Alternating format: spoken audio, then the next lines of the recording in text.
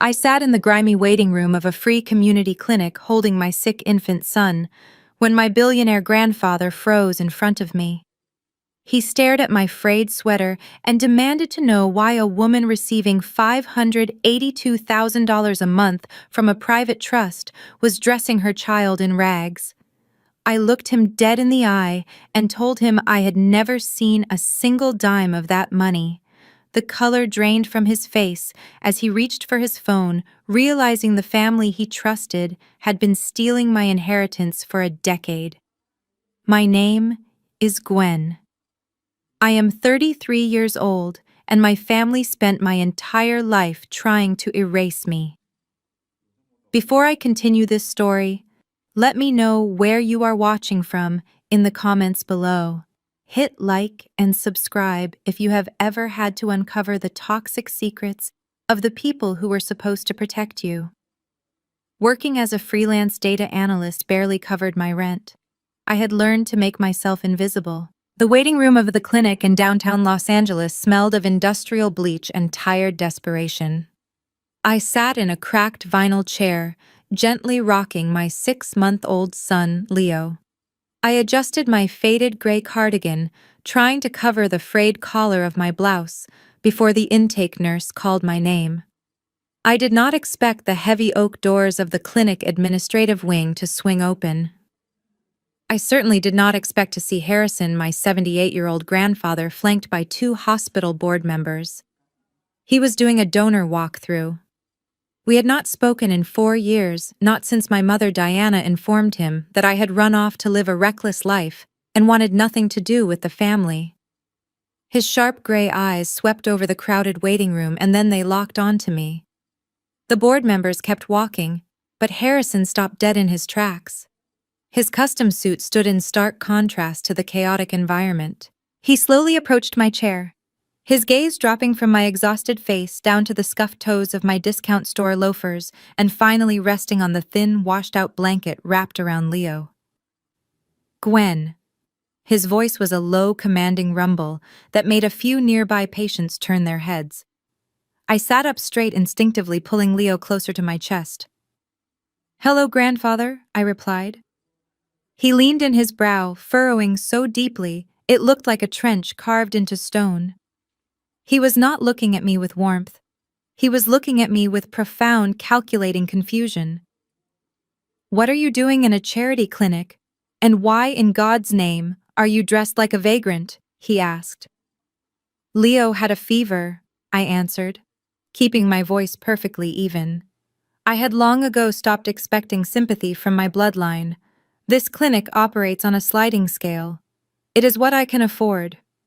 Harrison tightened his jaw. The cane in his hand trembled slightly, not from age, but from a sudden spike of adrenaline. "Afford," he echoed the word, dripping with venomous disbelief. "Seeing you holding my great-grandson in worn-out clothes in a free clinic, was not $582,000 a month enough for you?" The number hit the air between us like a physical blow. The sterile waiting room seemed to fade away. I stared at the old man, my mind racing. As a data analyst, numbers were my entire world. I tracked anomalies, found hidden patterns, and exposed corporate inefficiencies. But this number made no sense. "I do not know what you are talking about," I replied calmly, refusing to break eye contact. "The trust." Harrison snapped, his voice rising, shedding his usual aristocratic restraint. "The irrevocable trust I set up when you turned 25. Over $500,000 a month specifically designated to ensure my descendants would never sit in a room like this. Your mother assured me you were receiving the disbursements even if you refused to speak to me." I did not blink. The puzzle pieces of my mother, continuous cruelty, her insistence that I was a burden, and my sister Audrey's sudden explosive wealth over the last few years, suddenly snapped into a terrifying, crystal-clear picture. "Grandfather," I said, my voice dropping to a whisper so sharp it cut through the murmurs of the clinic. "I never received a single dollar." Harrison froze. The color drained from his weathered face, leaving him looking frail for the first time in his life. He did not argue. He did not accuse me of lying. He knew me well enough to recognize the cold, analytical truth in my eyes. He immediately picked up his phone and called his attorney. "Pull up the routing data for the trust of Gwen." Now he barked into the receiver, ignoring the stares of the nurses at the front desk. Seconds ticked by. The silence stretched thick and suffocating. I watched my grandfather's chest rise and fall. When his lawyer finally spoke on the other end, I could not hear the words, but I saw Harrison knuckles turn white around his phone. Moments later, his face went completely pale. He lowered the phone slowly. "Someone," he whispered, his voice shaking with a rage so deep it vibrated in the air, "has been lying to me." "Who is cashing the checks?" I asked, my data-driven mind already mapping out the variables. "You do not just hide nearly $7 million a year without leaving a massive digital footprint." Harrison looked at me, his eyes blazing with a newfound clarity. His lawyer Finch was still on the line. Harrison put him on speakerphone right there in the clinic waiting room. Finch told us the disbursements had been routing cleanly into a limited liability company called Meridian Holdings for the past 10 years. "The paperwork was signed by you, Finch," said his voice tinny through the phone speaker. "I saw your signature myself on the authorization forms." "I never signed anything," I said flatly. Before Harrison could respond, my cell phone vibrated in my canvas tote bag. I pulled out the cracked device. A text message from my mother, Diana, illuminated the glass. "Sunday at 2 in the afternoon," it read. "We are celebrating the promotion of Kendrick at the new house of your sister. Do not bring your bastard child, but if you must, keep him quiet in the back. Wear something that does not embarrass us for once. Audrey is hiring a professional photographer." I stared at the glowing words. For 33 years, my mother had treated me like a stain on her perfect manicured life. When my father died, she immediately pivoted all her affection to Audrey, the golden child. I was the maid, the scapegoat, the punching bag. When I got pregnant and my ex-fiancé bolted, Diana told me to pack my bags and change my last name because I was a pathetic cliché. I showed the screen to Harrison. He read the text, his lip curling in disgust. "Meridian Holdings." I murmured, the gears in my head turning. "Kendrick is a wealth manager at Vanguard Elite. He is the husband of Audrey, the man my mother treats like royalty." Harrison widened his eyes as the connection landed. Kendrick, the fiercely ambitious African-American financial whiz who had married my sister 5 years ago. Kendrick always drove the newest Aston Martin and wore watches that cost more than my entire apartment building. He constantly preached about generational wealth at family dinners while slipping me $10 bills like I was a beggar on the street. "I am calling the Federal Bureau of Investigation." Harrison growled, his thumb hovering over the screen. "Wire fraud, forgery, grand larceny. I will see Diana and that arrogant son-in-law of hers rot in a federal penitentiary." "No!"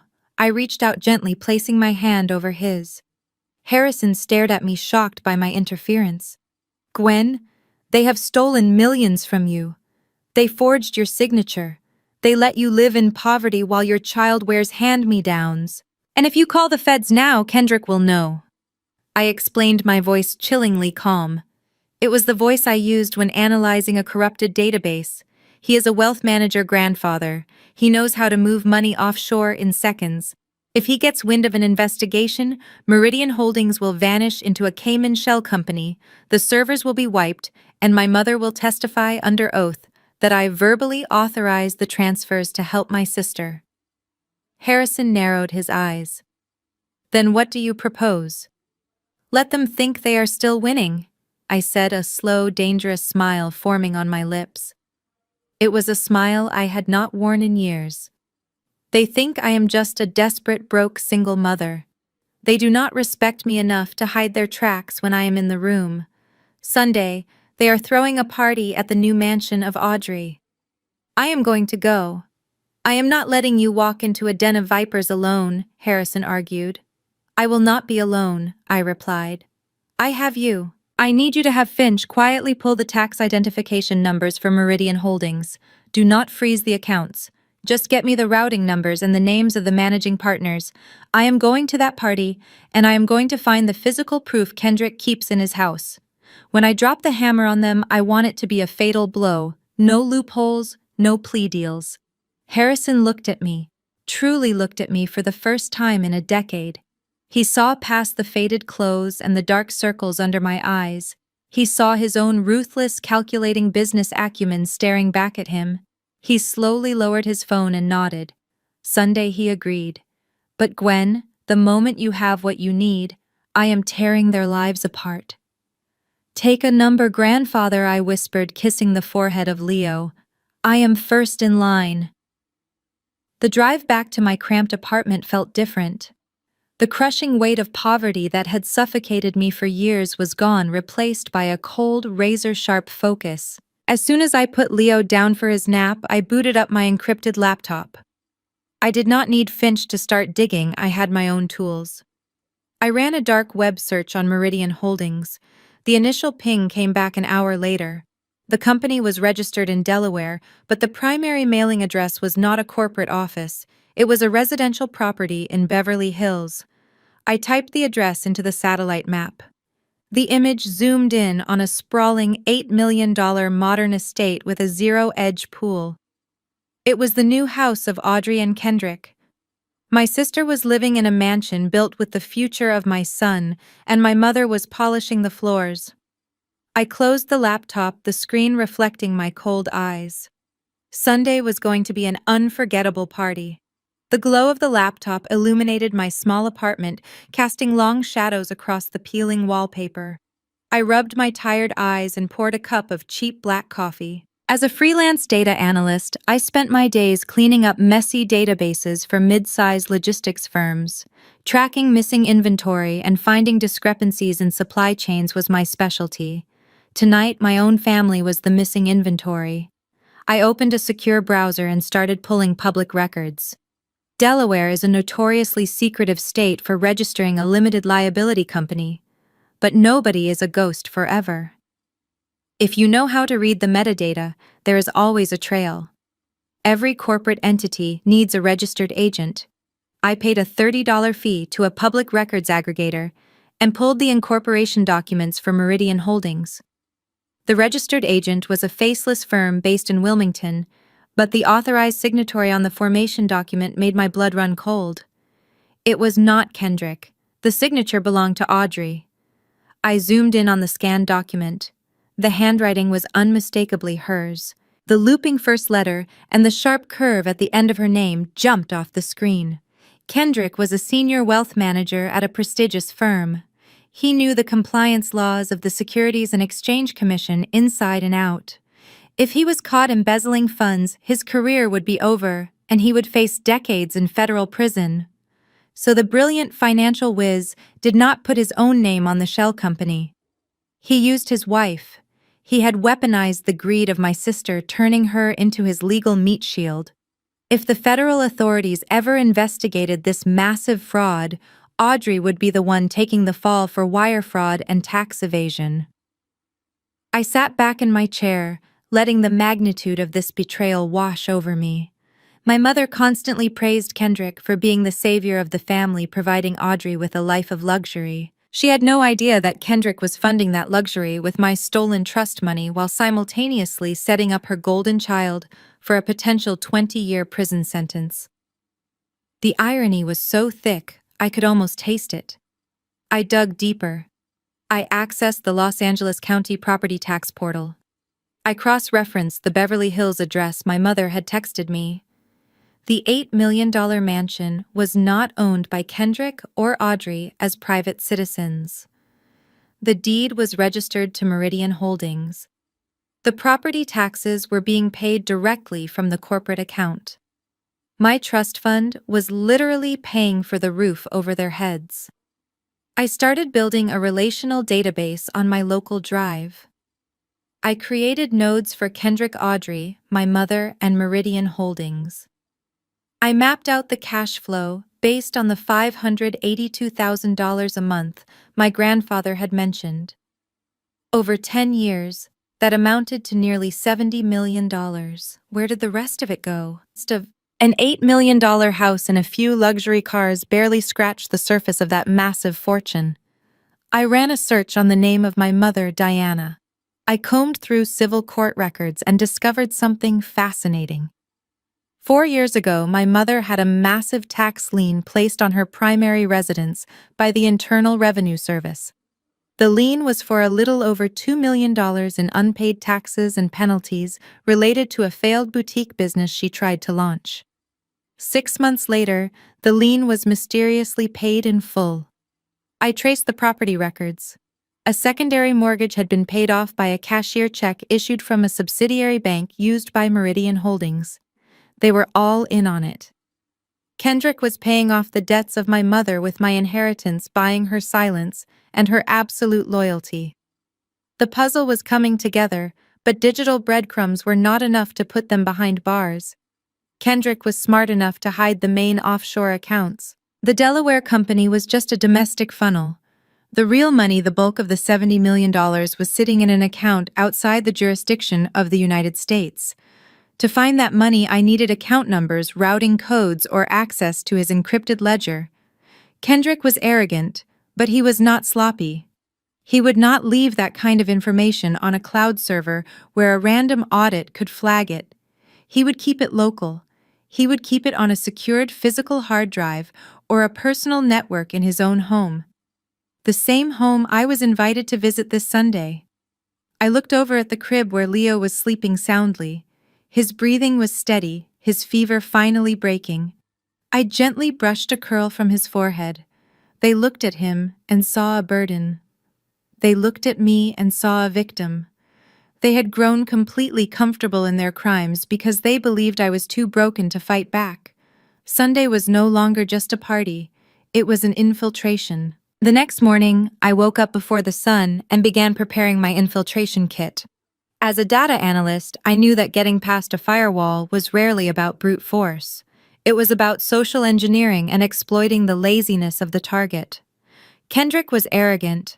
Arrogant men rarely believe they need complex security for their home networks because they believe nobody is smart enough to challenge them in their own domain.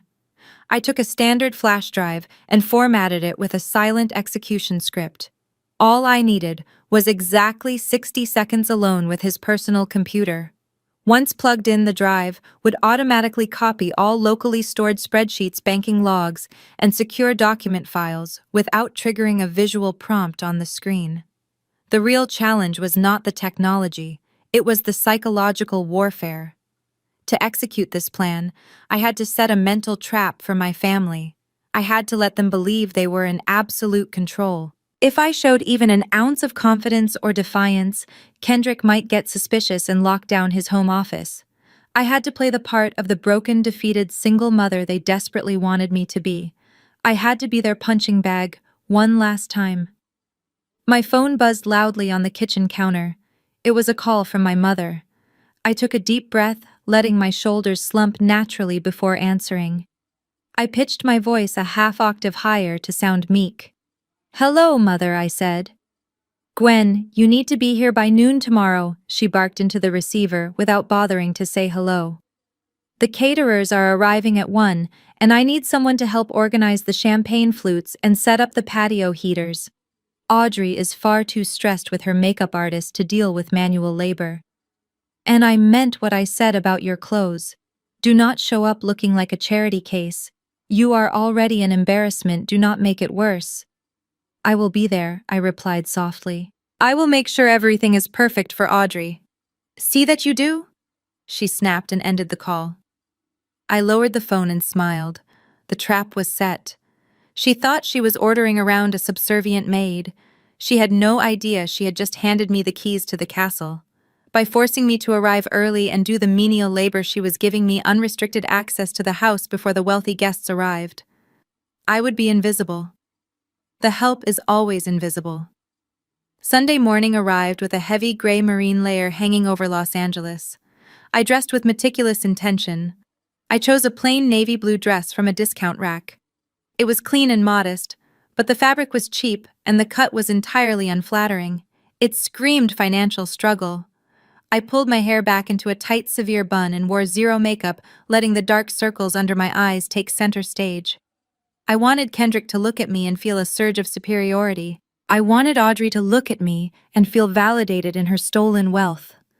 I looked down at Leo, who was sitting in his playpen. I had debated leaving him with a neighbor, but I realized he was the perfect alibi. If I was caught wandering the hallways of the mansion, I needed an ironclad excuse. A crying baby needing a quiet room for a diaper change was a universally accepted reason to leave a crowded party. I packed his diaper bag, making sure to bury my modified flash drive and a digital audio recorder deep beneath the baby wipes and formula bottles. I strapped Leo into his car seat and drove my 10-year-old sedan toward Beverly Hills. The transition from my gritty neighborhood to the manicured palm tree-lined streets of the ultra-rich was jarring. Every massive iron gate and pristine driveway I passed was a reminder of the world my grandfather had built. A world I had been violently pushed out of so my sister could play pretend. I pulled up to the address. The estate was staggering. It was a massive modern fortress of glass and white stone, sitting behind a towering privacy hedge. A fleet of catering vans was already parked in the circular driveway. Workers were unloading towering arrangements of white orchids and carrying them through the massive front doors. I parked my beat-up car near the service entrance, hiding it behind a landscaping truck so it would not ruin the aesthetic of the driveway. I took a deep breath, gripping the handle of the diaper bag. The fear and anxiety that used to paralyze me whenever I was around my family were completely gone. I stepped out of the car. The infiltration had begun. Walking up the pristine aggregate driveway, I could hear the faint sound of a jazz trio doing a sound check by the infinity pool. The sheer scale of the embezzlement was on full display. Kendrick was not just stealing my money, he was using it to build a monument to his own ego. I approached the massive mahogany front doors, but before I could even reach for the brass handle, the door swung open. My mother stood there holding a clipboard and glaring at me like I was a stray dog that had wandered onto her pristine lawn. "What on earth is that outfit?" Diana hissed, her eyes scanning my cheap navy blue dress. "I specifically told you not to embarrass us today." She looked at Leo in his carrier with equal disdain. "And you brought him. I suppose you could not afford a sitter." I kept my head down, letting my shoulders slump. "He has been sick, Mother. I could not leave him alone." "Well, you are certainly not walking him through the main foyer and ruining the floral arrangements," she snapped, waving her clipboard toward the edge of the property. "Go around the side, use the service entrance by the catering vans, and make sure you wipe your shoes. Those floors are imported Italian marble, and you have no idea how much they cost to maintain." Diana slammed the heavy mahogany door in my face. The metallic click of the deadbolt echoed in the morning air. I stood there for a second, letting the insult wash over me. A few days ago, that locked door would have brought me to tears. Today, it just fueled my fire. I adjusted the strap of the diaper bag on my shoulder and walked down the aggregate stone path toward the side of the estate. The sheer magnitude of the property was staggering up close. I passed a gleaming silver Porsche parked near a detached multi-car garage. Kendrick clearly enjoyed spending my trust fund on high-end European engineering. The landscaping alone must have cost more than I made in a decade of freelance data analysis. Perfectly manicured hedges shaped like geometric sculptures lined a massive infinity pool that seemed to spill directly into the Los Angeles skyline. Every brick, every blade of grass, every luxury vehicle was paid for by the money my grandfather had set aside for my future. I found the service entrance propped open by a stack of folding chairs. I stepped into a massive industrial-grade kitchen that was buzzing with chaotic energy. A dozen caterers in crisp white uniforms were rushing around chopping vegetables and plating hors d'oeuvres. Nobody paid any attention to the woman in the cheap dress holding a baby. I was exactly where I needed to be. Invisible. Diana marched into the kitchen a few minutes later. "Gwen, put that child in the laundry room where nobody has to hear him," she ordered loudly enough for the catering staff to hear. "Then get an apron. The crystal champagne flutes need to be hand-polished before the bartender arrives. Do not drop any of them." They are baccarat, and you could never afford to replace even one. Yes, mother, I murmured, keeping my voice perfectly submissive. I carried Leo down a long hallway toward the laundry room. As I walked, my eyes darted across the ceiling and the walls. I was not just looking for a place to put my son, I was mapping the security system. As a data analyst, I recognized the specific brand of motion sensors and dome cameras tucked into the corners of the ceiling. Kendrick had installed a top-of-the-line smart home system, but he had made a critical error. The cameras were angled to monitor the public spaces and the exterior doors. The interior hallways leading to the private bedrooms and the home office were blind spots. He cared more about intruders coming from the outside than he did about the people already inside his house. I set up the portable playpen in the massive laundry room, right next to a commercial washing machine. I gave Leo a bottle and kissed his forehead. "Stay quiet for Mommy," I whispered. I slipped the modified flash drive and the digital audio recorder into the deep pocket of the apron Diana had forced upon me. When I returned to the kitchen, Diana had already set up a polishing station for me in the corner. I picked up a microfiber cloth and started wiping down the delicate crystal glasses. "Audrey is upstairs with her styling team," Diana said, pouring herself a cup of artisanal coffee. "Kendrick is in his home office taking a very important call with his partners. He just made senior director at the firm. He is the youngest person in the history of Vanguard Elite to reach that level. You should take notes, Gwen. That is what success looks like. He provides for your sister. He built this incredible life for her out of nothing." She took a sip of her coffee and looked at me with pure disgust. "And look at you. 33 years old, scrubbing glasses in the kitchen of your younger sister. You threw your life away. You could have been something if you had just listened to me." I kept my eyes on the crystal glass in my hand, polishing it until it sparkled under the recessed lighting. "You are right, Mother," I said softly. "Kendrick is very impressive. He certainly knows how to build wealth." She smirked, entirely missing the double meaning of my words. "Make sure those glasses are spotless," she said, before turning on her heel and marching back out to the patio. I was alone in the kitchen corner. I had just learned two vital pieces of information. Kendrick was in his office right now, and he was distracted by a phone call. The game board was set. I just needed to wait for the perfect moment to make my move. By 1 o'clock, the sprawling patio was filled with the Los Angeles elite. Women in designer sundresses and men in tailored linen suits mingled around the infinity pool. I walked through the crowd carrying a heavy silver tray of the champagne flutes I had just polished. Every time I offered a drink, I kept my eyes lowered, playing the part of the invisible servant. The guests barely registered my presence, treating me like a piece of furniture that occasionally handed out alcohol. Then Audrey made her grand entrance. She stepped through the massive floor-to-ceiling glass doors, and the entire patio seemed to pause. She was wearing a custom emerald green silk gown that clung to her perfectly sculpted figure. A thick diamond tennis necklace glittered violently against her collarbone, catching the afternoon sun. She was radiant, glowing with the unearned confidence of a woman who believed she was royalty. My grandfather worked 7 days a week for 40 years to build his empire. My sister just had to forge a signature to steal it. She spotted me almost immediately.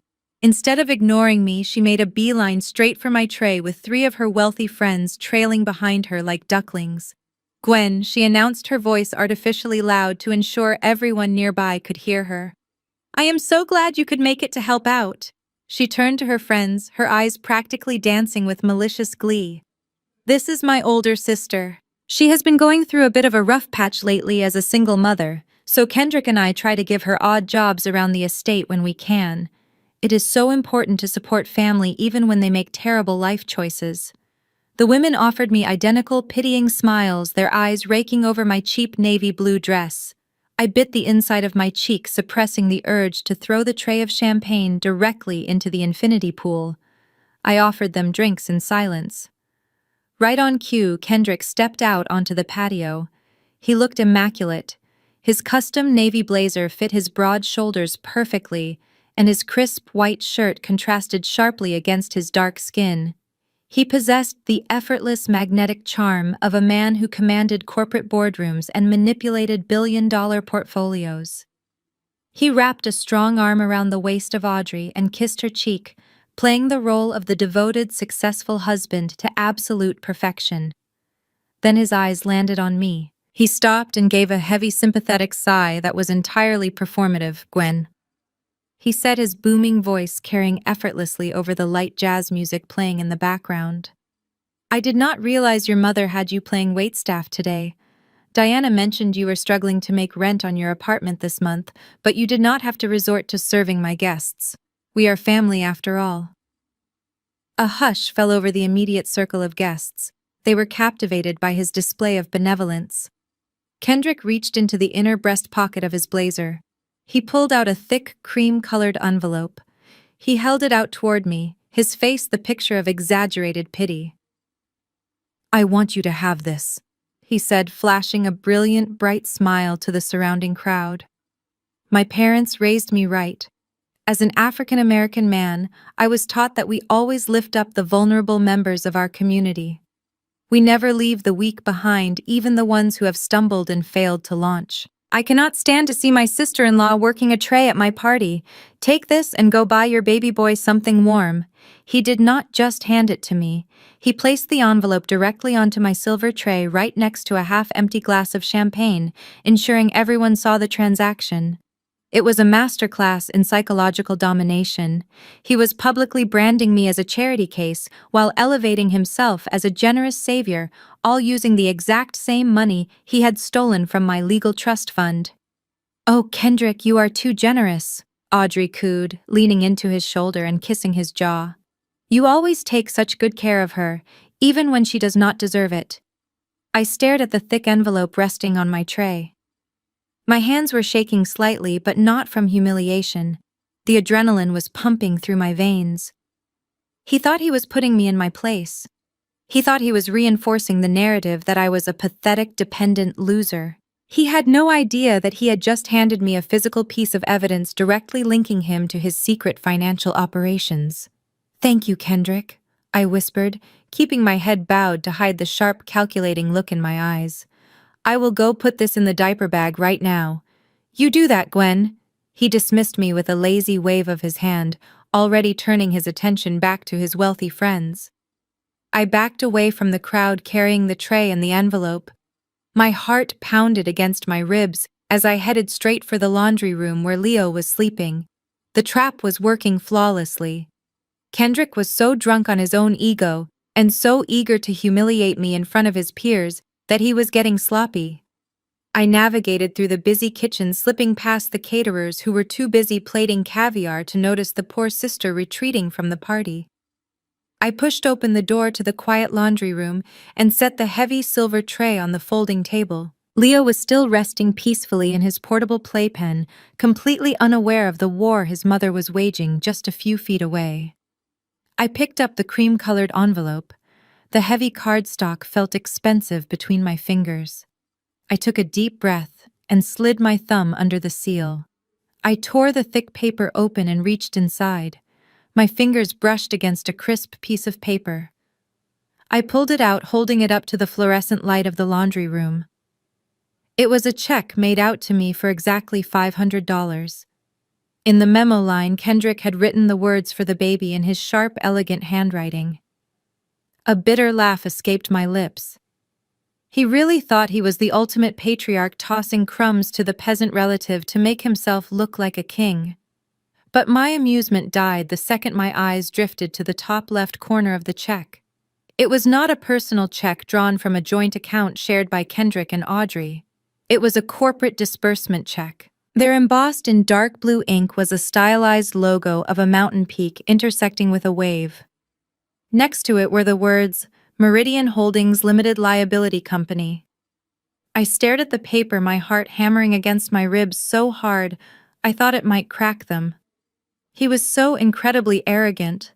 He was so thoroughly convinced of my stupidity that he did not even bother to launder the charity money before handing it to me. He had just handed me a check drawn directly from the exact shell company he was using to siphon $500 $82,000 a month from my grandfather. He was literally giving me $500 of my own stolen inheritance and expecting me to thank him for it. This was not just an insult, it was a catastrophic mistake on his part. As a data analyst, I knew exactly what I was holding. I traced my finger over the magnetic ink printed along the bottom edge of the paper. There it was. The 9-digit routing number and the exact corporate account number for Meridian Holdings. This tiny piece of paper was the missing link I needed to subpoena his domestic financial records. If I handed this to the lawyers of my grandfather, they could freeze the Delaware account by tomorrow morning. But freezing the domestic account was not enough.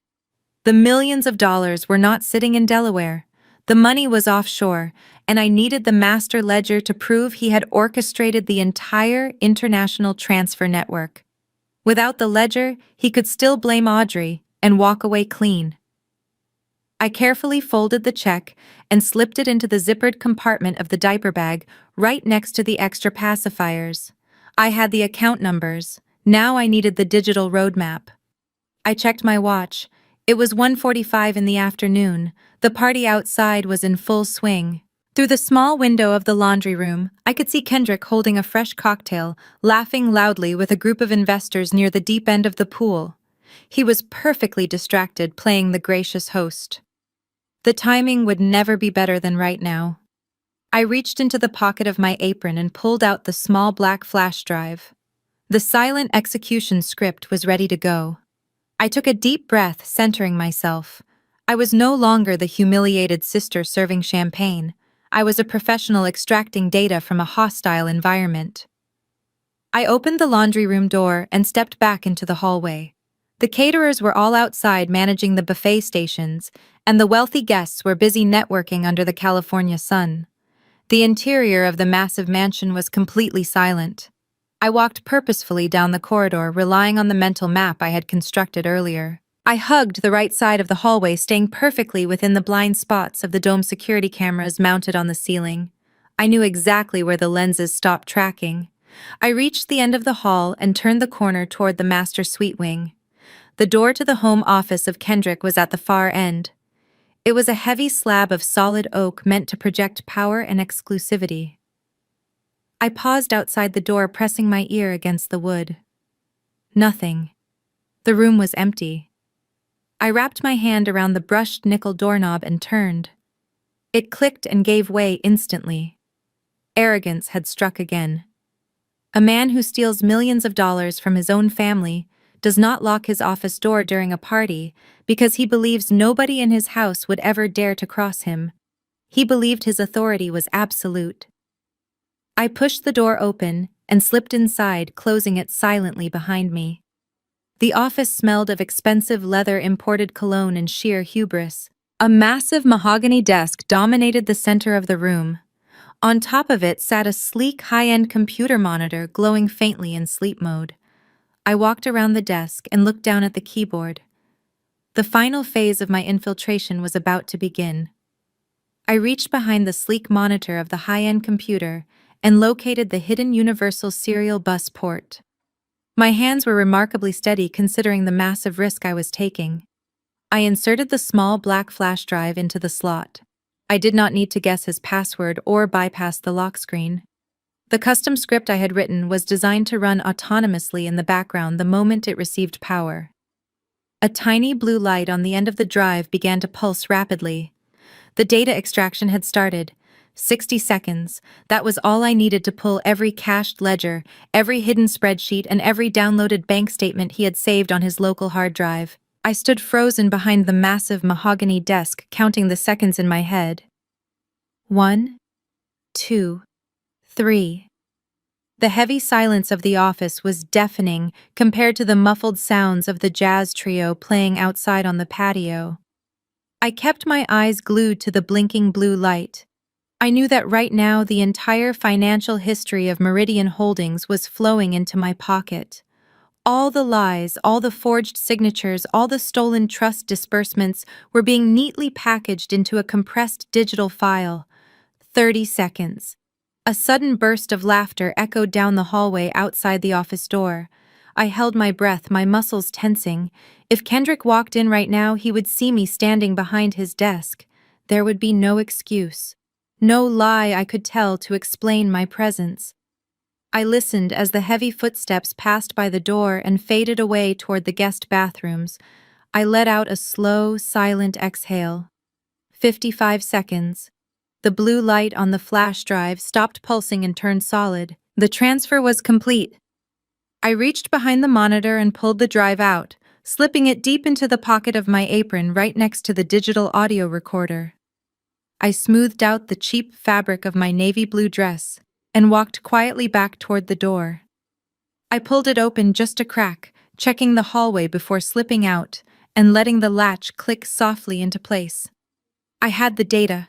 The urge to sprint to my car and drive straight to the attorneys of my grandfather was overwhelming, but I could not leave yet. An abrupt departure would raise immediate red flags. I had to finish my shift as the invisible servant. I walked briskly back toward the bustling catering kitchen to blend back into the background. Just as I rounded the corner, my mother stepped directly into my path. Her eyes were narrowed into angry slits.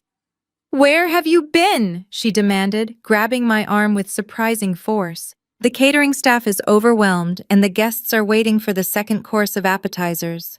I told you to stay out of sight, not disappear completely when there is work to be done." I lowered my eyes, playing the pathetic victim flawlessly. "I had to check on Leo." I lied, my voice trembling slightly. "He was crying in the laundry room." Diana scoffed, waving her hand in disgust. "That child is nothing but an anchor around your neck. Go wash your hands and grab the large silver tray of crab cakes. Take them to the upper terrace. And for heaven's sake, try to smile. You look like you are attending a funeral instead of a celebration." "Yes, Mother," I said obediently. I walked to the stainless steel counter, washed my hands, and picked up the heavy tray. The irony of the situation was intoxicating. My mother was berating me, treating me like a worthless servant, while I literally held the federal prison sentence of her favorite son-in-law inside my apron pocket. I pushed through the glass doors and stepped back out into the blazing California sun. The party was reaching its peak. The alcohol was flowing freely, and the volume of the conversations had risen significantly. I navigated through the wealthy crowd, offering the appetizers with a blank expression. They were completely oblivious to the fact that the woman serving them was currently dismantling their financial empire piece by piece. I offered a crab cake to a woman covered in diamonds, who simply took it without even looking at my face. It was the perfect cover. I watched Audrey holding court by the infinity pool, bragging about the custom Italian tiles she had imported for her master bathroom. She was spending my money with such effortless grace. As I circled the upper terrace, I spotted Kendrick. He was standing near a modern fire pit, checking his expensive watch. He looked irritated. He pulled a sleek black smartphone from his tailored blazer and dialed a number. He held the phone to his ear and turned away from the crowd, waving off a guest who tried to hand him a fresh drink. "I need to take this," he announced to the men standing near him. "It is a call from our international partners. Give me 10 minutes in the private lounge." Kendrick turned and walked briskly toward the sliding glass doors that led to the secluded indoor lounge adjacent to the patio. I watched him go, my heart rate accelerating. An international call on a Sunday afternoon during his own party. Wealth managers do not take routine business calls on the weekend unless it involves moving large sums of money across borders. My data analyst instincts screamed at me. The flash drive gave me the historical data, but overhearing that call could give me the exact offshore destination. I looked down at the silver tray in my hands. There were only a few crab cakes left. I set the tray down on a nearby table. I needed to get closer to that lounge without being seen. I left the silver tray of crab cakes on the patio table and moved silently toward the sliding glass doors. The private lounge was located just off the main living room, separated by a thick wall of frosted glass. I slipped inside the air-conditioned house, leaving the noisy patio behind. The living room was mostly empty, save for a few guests admiring a massive abstract painting on the far wall. I kept my head down, playing the role of the diligent caterer, and slowly walked toward the frosted glass wall of the lounge. The door was cracked open just a few inches. Kendrick had probably left it ajar to let the ocean breeze circulate. It was the only mistake I needed him to make. I stood with my back against the wall, pretending to inspect a smudge on the marble console table. I reached into the deep pocket of my apron and wrapped my fingers around the digital audio recorder. I slid the activation switch upward. A tiny red light blinked once, confirming it was recording. I held my breath and leaned slightly toward the gap in the door. The voice of Kendrick drifted through the opening, sharp and impatient. "I do not care what the compliance officer says," he snapped. "You tell them the wire transfer needs to clear the Cayman Islands account by tomorrow morning. Yes, the full $582,000. It is the exact same amount we move every single month." My heart hammered against my ribs. There it was, a verbal confirmation of the exact monthly amount stolen from my trust fund. But Kendrick was not finished hanging himself. "Listen to me carefully," he continued, his tone dropping to a menacing whisper. "The old man is sniffing around. Harrison might be getting suspicious about the disbursement schedules. We need to accelerate the timeline. I want the bulk of the $70 million moved from the Delaware holding company into the offshore trust before the end of the quarter. Once the money is sitting in Georgetown, they cannot touch it." There was a pause as the person on the other end spoke. Kendrick scoffed, rubbing the back of his neck. His silhouette was visible through the frosted glass, pacing back and forth. "No, my wife does not know the details," he laughed, a cold, cruel sound. "Audrey thinks I am a financial genius who made a fortune in cryptocurrency. She signed the formation documents for Meridian Holdings because I told her it was a tax strategy for our new house. If the federal regulators ever look into this mess, her name is on every single piece of paper. She takes the fall, and I take the offshore accounts. It is foolproof." A wave of pure disgust washed over me. Kendrick was not just stealing from me. He was actively planning to sacrifice his own wife to federal prison while he escaped with my inheritance. Audrey was a selfish, cruel woman who had made my life miserable, but hearing the man she loved orchestrate her destruction was chilling. He was a sociopath dressed in a custom-tailored suit. "Do not worry about my mother-in-law," he said, his voice dripping with contempt. "Diana is a greedy idiot. I paid off her tax liens and throw her a few crumbs to keep her loyal. She hates her older daughter so much she never even questions where the money comes from.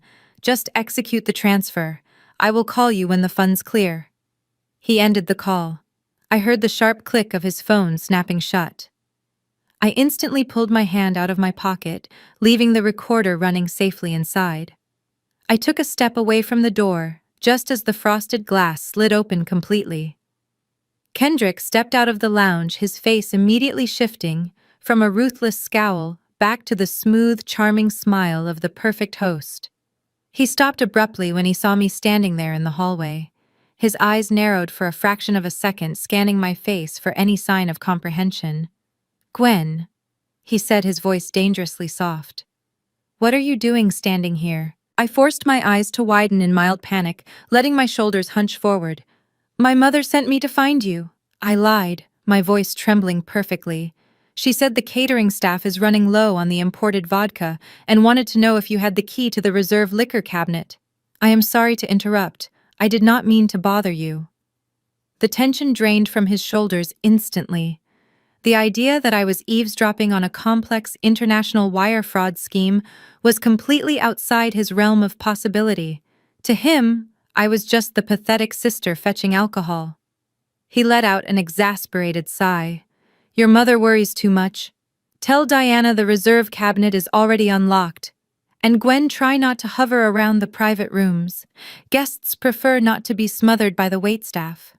"Yes, Kendrick," I murmured, looking down at my scuffed shoes. "I will go tell her right now."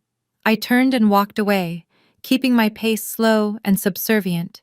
I did not look back. I navigated through the living room and headed straight for the laundry room.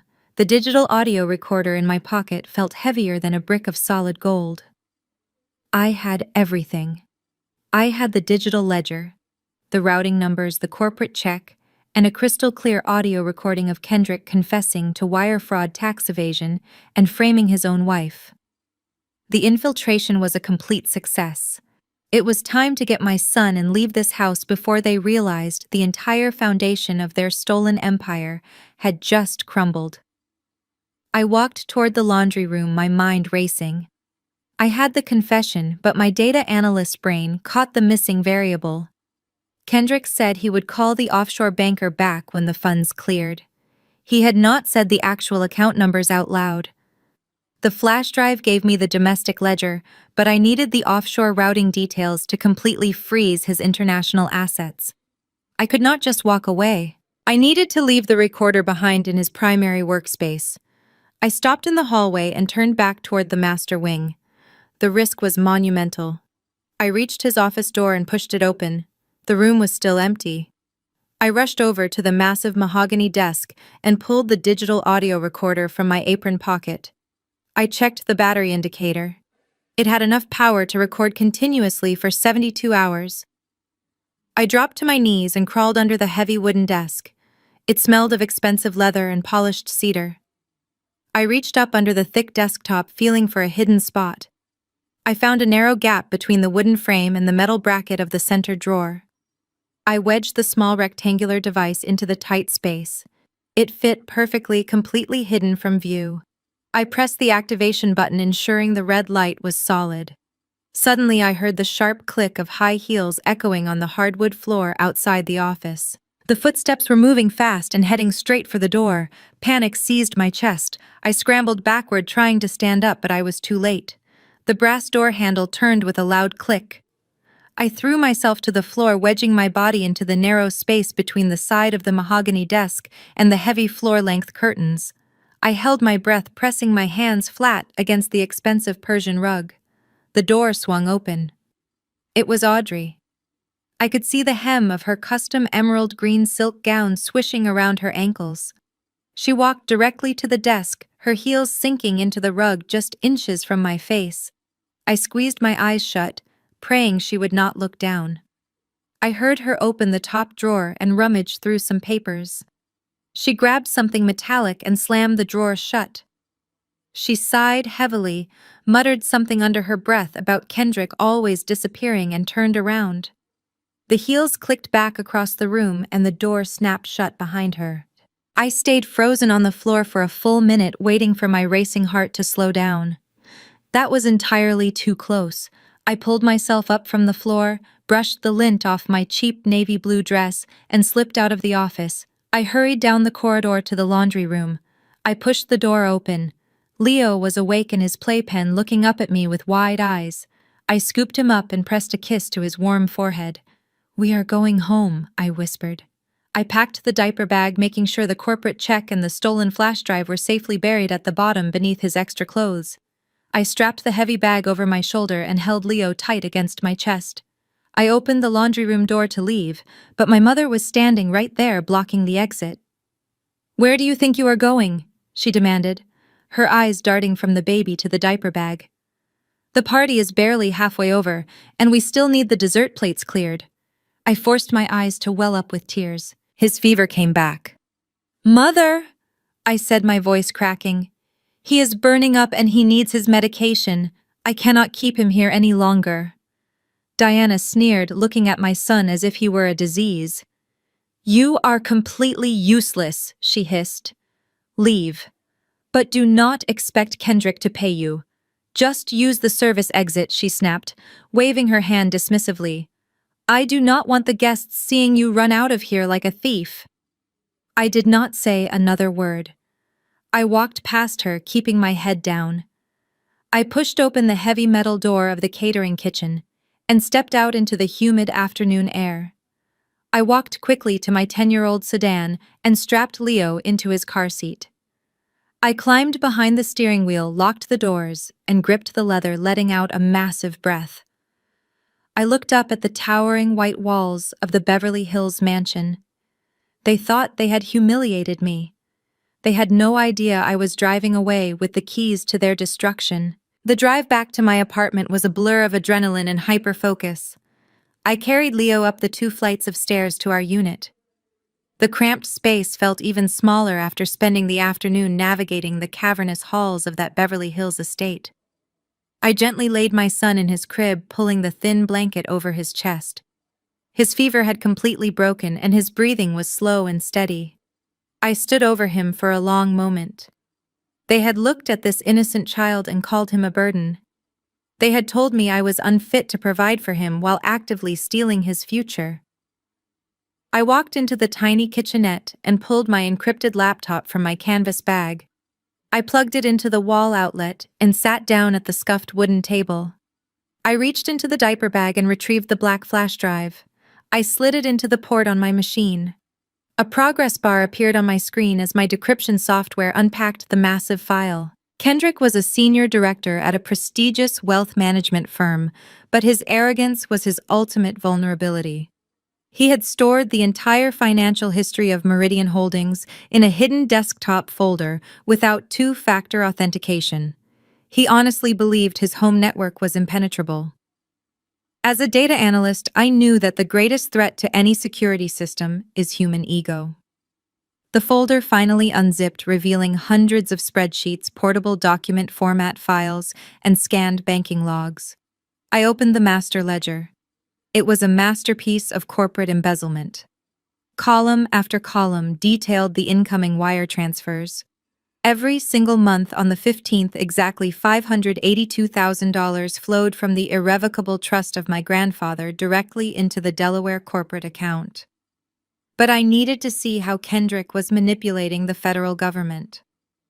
Moving that kind of money without triggering an audit required a flawless paper trail. I opened a secure browser and navigated to the Internal Revenue Service taxpayer portal. Using my own social security number, I bypassed the standard login and utilized a back-end data query tool I often used for forensic accounting audits. I requested my own comprehensive tax transcripts for the past 10 years. When the documents loaded onto my screen, my blood ran cold. I had been living as a ghost in the financial system, struggling to pay for groceries while on paper I was a multimillionaire. Kendrick had filed a fraudulent tax return in my name every single year. He had fabricated a parallel life for me. According to the federal government, I was a wealthy silent partner in Meridian Holdings. He had used the corporate structure to wash the trust disbursements, making it look like legitimate business revenue. I opened the scanned legal documents attached to the tax filings. There were dozens of trust release forms authorizing the wealth management attorneys of my grandfather to direct the funds to the shell company. At the bottom of every single page was my signature. I leaned closer to the glowing screen. The forgery was incredibly well executed, but it was not perfect. The slant of the letters was slightly too aggressive, and the pressure of the pen strokes was entirely wrong. It was the handwriting of someone trying to mimic my style, but failing to capture the natural flow. I knew exactly who had signed those papers. It was not Kendrick. It was my mother. Diana had forged my signature month after month, year after year. She was the only one who had access to my old-school notebooks and banking forms to practice the forgery. She had sold her own daughter to fund the lavish lifestyle of Audrey. The sheer calculated malice of it took my breath away. While she was screaming at me for being a pathetic single mother, she was sitting at her kitchen table carefully forging my name to steal my inheritance. I kept digging deeper into the ledger. I cross-referenced the outgoing wire transfers from the domestic account to the offshore entities. I found the exact routing numbers Kendrick had mentioned on the phone. The money was flowing into a private trust in Georgetown in the Cayman Islands. The beneficiary of that offshore trust was not Audrey. It was Kendrick alone. He had built a flawless trap.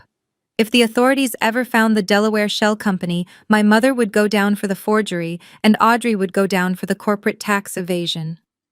Kendrick would simply walk away with $70 million hidden securely in the Caribbean. I spent the entire night compiling the data.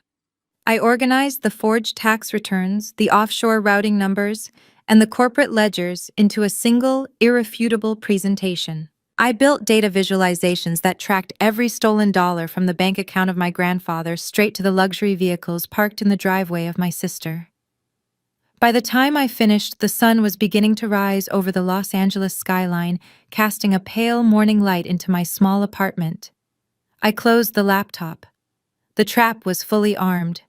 I just needed the perfect stage to execute it. But before I could even stand up to make coffee, a loud, aggressive pounding echoed through my apartment. Someone was violently knocking on my front door. The pounding continued, rattling the cheap wooden frame of my front door. I quickly shoved my encrypted laptop under a pile of mail on the kitchen counter and walked cautiously toward the entryway.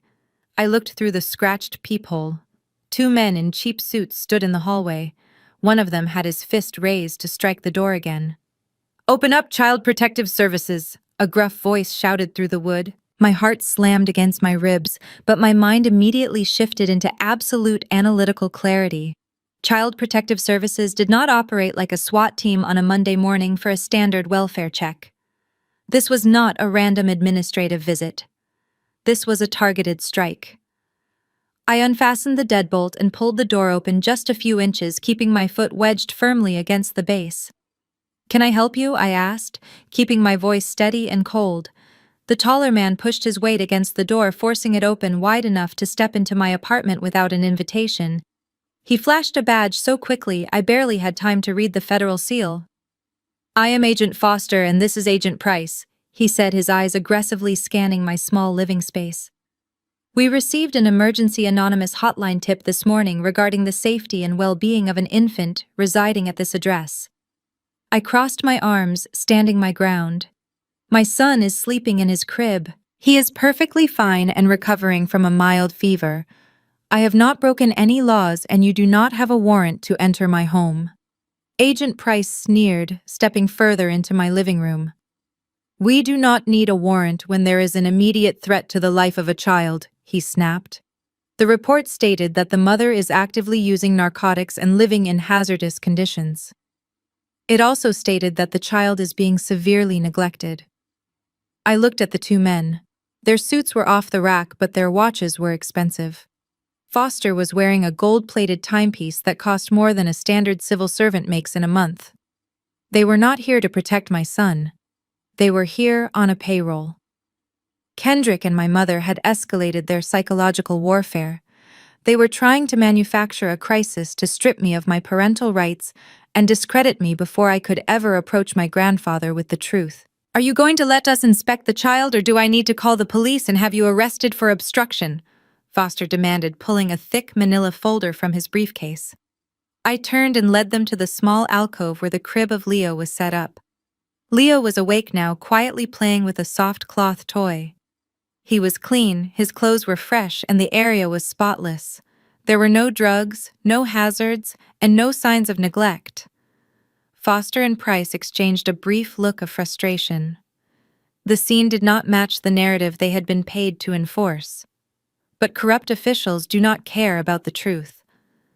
Price walked over to my cramped kitchenette and purposefully knocked a stack of clean dishes into the sink, creating a loud clatter. Leo started crying instantly, terrified by the sudden noise.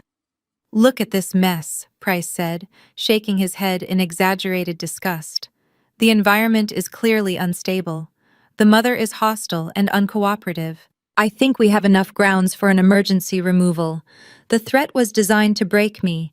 Any normal mother would collapse into hysterics, begging and pleading with them not to take her child." That was exactly what my family was counting on.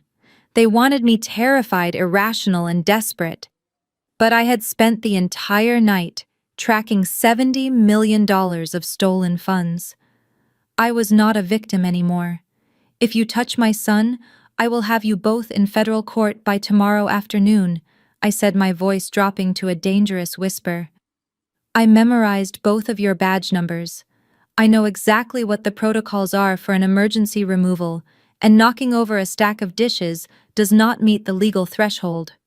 Foster stepped directly into my personal space, trying to use his height to intimidate me. "You have a lot of attitude for a broke single mother facing a state-mandated custody removal.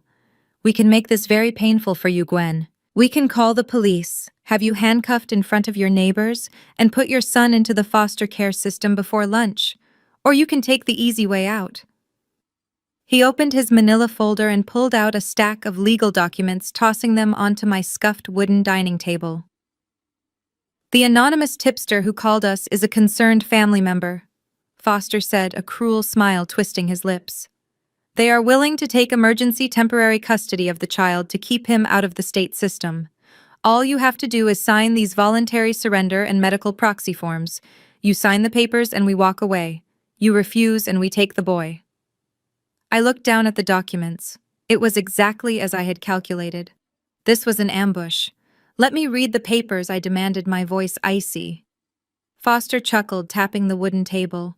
You do not have time to read, you only have time to sign, he threatened. But I already knew what those papers really were. The legal trap was closing around me, but they had no idea I held the detonator. Before I could even reach for the stack of papers, the heavy footsteps echoed in the hallway again. My mother Diana and my sister Audrey rushed through the open doorway. They were both dressed in perfectly tailored morning clothes, looking like they had just stepped out of a catalog for wealthy suburban housewives. Diana had her hands pressed over her mouth, her eyes wide with manufactured terror. "Oh, my poor daughter!" she cried out, rushing past the corrupt federal agents. Audrey followed close behind, clutching a designer handbag to her chest. She looked around my tiny living room, wrinkling her nose at the scuffed floorboards and the mismatched furniture. She pulled out her smartphone and subtly snapped a few pictures of the stacked dishes in the sink. "It is worse than we thought," she whispered to Agent Foster. "Thank God Kendrick called you guys." So Kendrick was the anonymous tipster. He used his wealth and connections to buy 2 corrupt agents. I stood silently watching the theatrical performance unfold in my living room. Diana reached out, trying to grab my shoulders, but I took a step back. She immediately dropped her hands and turned to the agents with a tragic expression. "Officers, please. You have to understand my daughter is very sick." Diana pleaded, her voice trembling with fake emotion. "She has struggled with addiction and mental instability for years. We have tried everything to help her, but she refuses our money and our support. We just want to protect our grandson. We have a fully staffed nursery ready for him at the estate of Audrey. We can give him the life he deserves." Agent Price nodded sympathetically, playing his part flawlessly. "We understand, ma'am. It is a tragedy, but we are here to ensure the safety of the child. If the mother refuses to sign the voluntary surrender, we will have no choice but to place the infant in emergency state custody pending a full criminal investigation." Audrey stepped forward, placing a perfectly manicured hand on the wooden table next to the documents. "Gwen, just sign the papers," she said, her tone dripping with condescending pity. "Kendrick is willing to pay for your rehabilitation. He is even willing to set up a small allowance for you while you get back on your feet. You cannot raise a child in this squalor. Look at this place. You drove away the father of your child because you are impossible to love, and now you are ruining the life of your son. Do the right thing for once in your life. Stop being so selfish." I looked down at the documents resting on the table. The threat was immense. They had the police power of the state standing in my living room. They expected me to break down crying and scribbling my name just to keep my son out of foster care. The sheer audacity of the scheme was almost impressive. They had hired corrupt agents, fabricated a hotline tip, and drafted a bulletproof legal surrender, all within 24 hours. Kendrick must have realized the danger of my sudden proximity to my grandfather and decided to eliminate the threat entirely. I picked up the thick stack of paper. The top page was a standard temporary custody transfer. But as a data analyst, I never just read the summary. I am trained to look for anomalies in the fine print. I flipped to the 3rd page, the one buried under the medical proxy forms. I scanned the dense legal text. The words jumped out at me clear as day. It was an irrevocable waiver of inheritance rights. It included a complete transfer of financial conservatorship to the designated guardian. It explicitly named Kendrick as the sole proxy for all trusts and corporate entities associated with my name. This was never about my son. This was about the $70 million. Kendrick knew that moving the money to the Cayman Islands was risky, as long as I was the legal beneficiary of the trust. If they could force me to sign away my rights under the guise of a custody agreement, they would have absolute legal immunity. My signature on these papers would legitimize the entire decade of theft and hand them the remaining fortune on a silver platter. I looked up from the documents. Diana was watching me intently, holding her breath. The fake tears were completely gone, replaced by a cold, calculating hunger. She wanted that signature so badly, she could taste it. Audrey crossed her arms, tapping her foot impatiently against the floorboards. "This is a very interesting custody agreement," I said, my voice completely devoid of emotion. "Why does a voluntary surrender form for a minor include a clause relinquishing all my current and future rights to the trust of my grandfather?" The room went completely still. The silence was absolute. Agent Foster shifted his weight nervously, looking directly at Diana. Audrey blinked, her perfect facade cracking for just a fraction of a second. Diana recovered quickly, stepping toward me with a harsh scowl. "Do not try to play Lawyer Gwen," she snapped, dropping the concerned mother act entirely. "It is a standard conservatorship clause. You are clearly incompetent to manage your own affairs, let alone any financial assets. We are protecting the family name from your reckless behavior. Now pick up the pen and sign the damn papers before these officers put you in handcuffs and drag you out of here." "You are not protecting the family name," I replied calmly, staring directly into the eyes of my mother. "You are trying to cover up the fact that you have been forging my signature on the Meridian Holdings paperwork for 10 years. You need me to sign this today so Kendrick can finalize the offshore wire transfer without triggering a federal audit." Diana turned completely ashen. Her mouth opened, but no words came out. The blood drained from her face. Audrey took a step back, her designer bag slipping from her shoulder and hitting the floor with a soft thud. They thought they were backing a helpless animal into a corner. They had no idea they had just walked straight into my trap. For a long, agonizing moment, the only sound in my small apartment was the low hum of the kitchen refrigerator. Diana stared at me, her eyes wide and searching. She was looking for a bluff. She was trying to calculate how a woman she deemed so utterly worthless could possibly know about the Delaware Shell Company. But when she found nothing but cold, analytical certainty in my gaze, her demeanor shifted entirely. The shock vanished. In its place, a terrifying, practiced cruelty settled over her features. She had spent my entire life breaking me down mentally, and she fell back on her most effective weapon, psychological warfare. Diana let out a harsh, mocking laugh and turned back to the two corrupt agents. "Officers, you see exactly what we have to deal with?" she said, her voice dripping with exaggerated exhaustion. "This is the severe paranoia I mentioned in the report. Offshore accounts, forged signatures, multi-million-dollar corporate conspiracies. She is completely delusional. She has been having these psychotic breaks for months." Audrey immediately picked up her cue. She snatched her designer bag off the floor and crossed her arms, glaring at me with supreme disgust.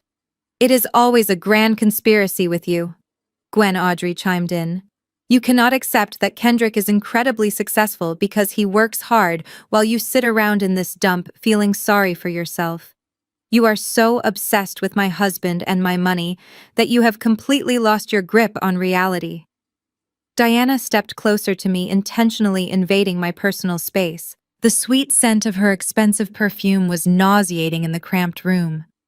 She lowered her voice to a vicious hiss designed to cut straight to my core. "You have always been broken, Gwen. Ever since your father died, you have been desperately looking for people to blame for your own staggering mediocrity. You resent Audrey because she is everything you failed to be." I kept my face perfectly neutral, but Diana kept pushing, digging her perfectly manicured nails into my deepest insecurities. "That is exactly why your fiancé left you when you got pregnant," she sneered. "He did not run away because he was afraid of being a father. He ran away because he saw exactly what I see. A bitter, unstable, toxic burden of a woman who cannot even provide a decent roof for her own child. You are a black hole, Gwen. You suck the life out of everyone around you." The words were designed to paralyze me. A year ago, that speech would have brought me to my knees in tears. I would have internalized every single venomous insult, believing I truly was the monster she described. But today her words bounced off the armor I had built from hard data and undeniable evidence. I knew about the $70 million. I knew about the tax liens Kendrick had paid off to buy her loyalty. She was not a concerned mother. She was a cornered thief trying to gaslight her victim. Diana saw that I was not breaking. She pointed a shaking finger at the stack of legal documents on the dining table.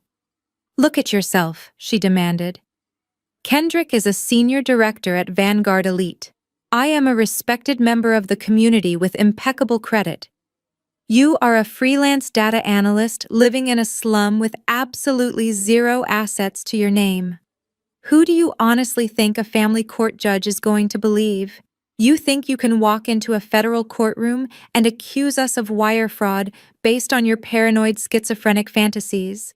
They will put you in a padded cell." Agent Foster stepped forward to reinforce the threat. He unclipped a pair of heavy steel handcuffs from his belt, letting them clatter loudly in his hands. "We have heard enough," Price added, pulling out his radio. "The mother is clearly suffering from a severe manic episode, and the environment is unsafe. Foster, you want to secure the mother while I get the baby ready for transport." Diana grabbed my wrist, her grip surprisingly strong. Her eyes were completely devoid of love or empathy. It was just raw, ruthless survival. "Sign the paper right now, Gwen," she whispered, her voice trembling with rage. "If you do not, I will let these officers take Leo today, and I promise you, with the corporate lawyers Kendrick can afford, you will never see that boy again. He will grow up in a foster system that does not care about him, and it will be entirely your fault, because you were too proud to admit you are crazy. Just sign the damn paper and we will leave you alone forever." Audrey nodded slowly, a cruel smile playing on her lips. "We are actually doing you a massive favor. You can finally be free of the responsibility. You were never meant to be a mother anyway." They had played their final card. They had coordinated a flawless psychological strike, using my child, my poverty, and my past trauma to force my compliance.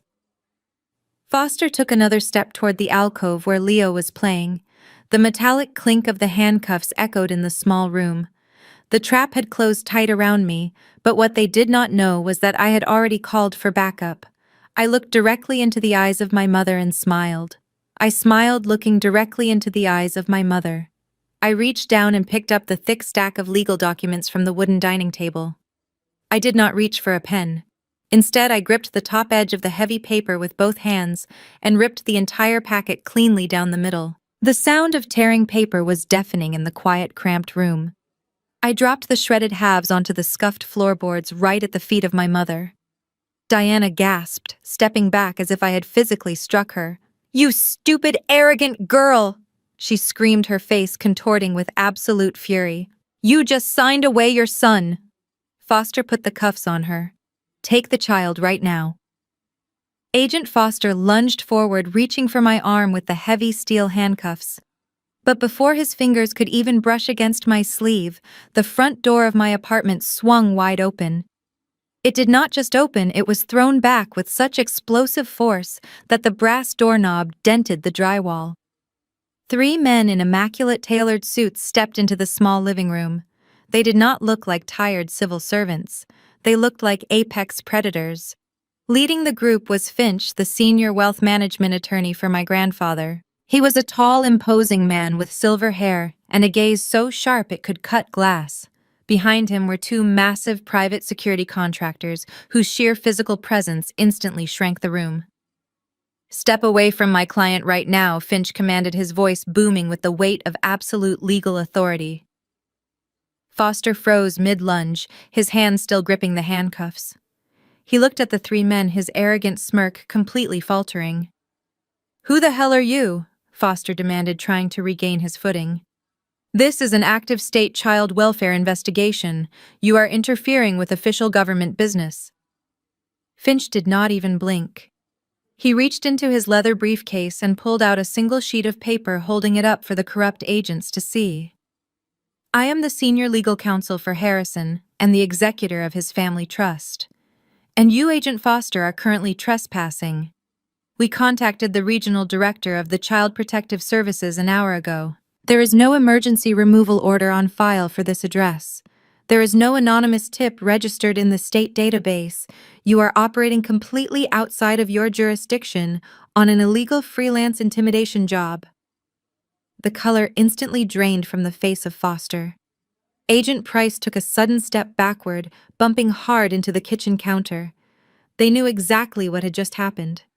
They were low-level corrupt government employees who thought they were bullying a helpless single mother for a quick payday.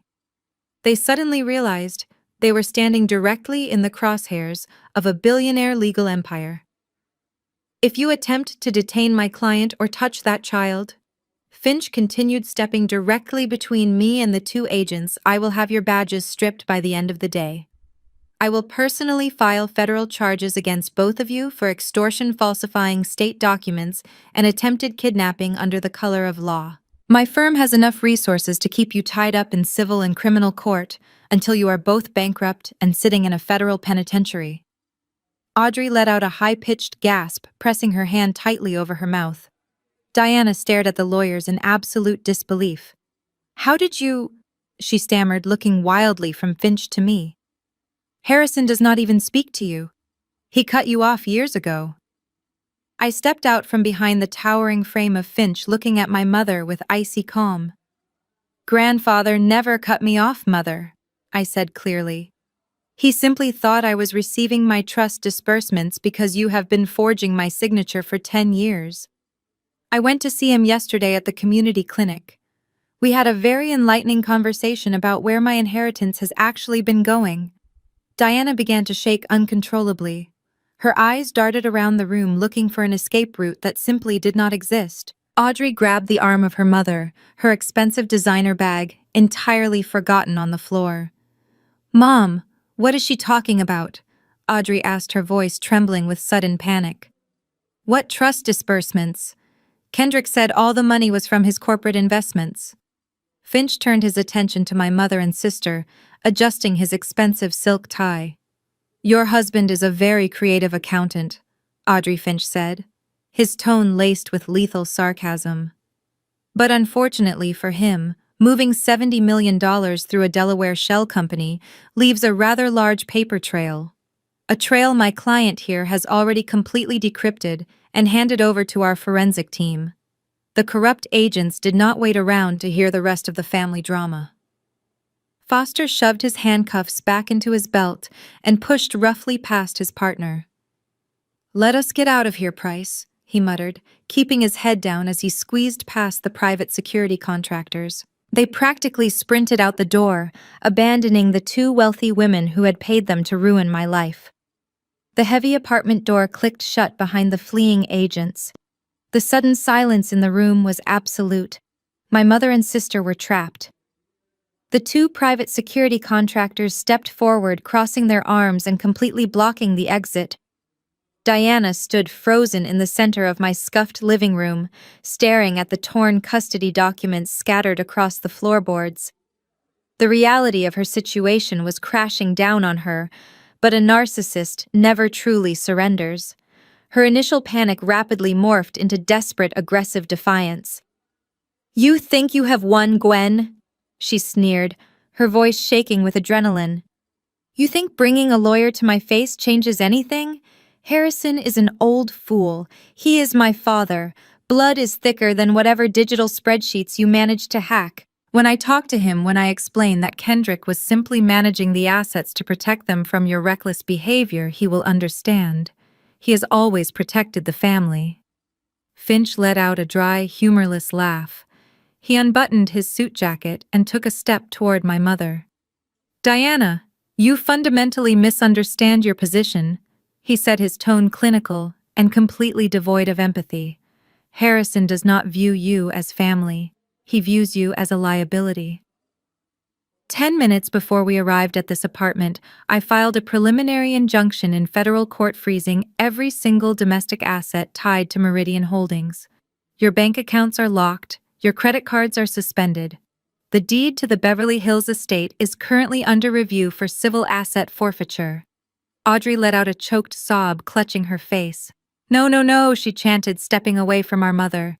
Kendrick said it was foolproof. He said the money was safe. Your husband is a textbook sociopath, Audrey, I interjected, keeping my voice completely calm. He did not protect you. He used you. You are the registered agent for the shell company. You signed the formation documents. When the federal authorities start handing out indictments for corporate tax evasion and wire fraud, Kendrick is going to point the finger directly at you. He built this entire scheme to ensure you take the fall while he escapes with the offshore funds. Audrey stared at me, her perfect blue eyes wide with pure terror. She turned to Diana, her voice rising to a frantic pitch. Mom, tell me she is lying. Tell me Kendrick did not set me up. Diana grabbed the shoulders of Audrey, shaking her roughly. Stop crying, Audrey, she barked, her facade of the perfect wealthy socialite completely shattering. Pull yourself together, we are not going down for this. Gwen is just a failure pretending to be a financial genius. She does not have the actual offshore account numbers. Kendrick assured me the Caribbean Trust is entirely untraceable. Without those specific routing numbers, they cannot prove Kendrick was the ultimate beneficiary. They cannot tie the money to him. Diana turned back to me, a triumphant, vicious smile twisting her face. She was doubling down, betting everything on the arrogance of her son-in-law. You have a domestic ledger, Gwen, she mocked, taking a step toward me. That is a circumstantial paper trail. You cannot prove Kendrick orchestrated the international transfers. And without that proof, Audrey takes the blame for the domestic tax issues, and I deny any knowledge of the forged signatures. It will be your word against mine, and I have 30 years of standing in this community. You are still nothing but a bitter, broke, single mother. I did not flinch. I reached into the deep pocket of my faded cardigan and slowly pulled out the digital audio recorder.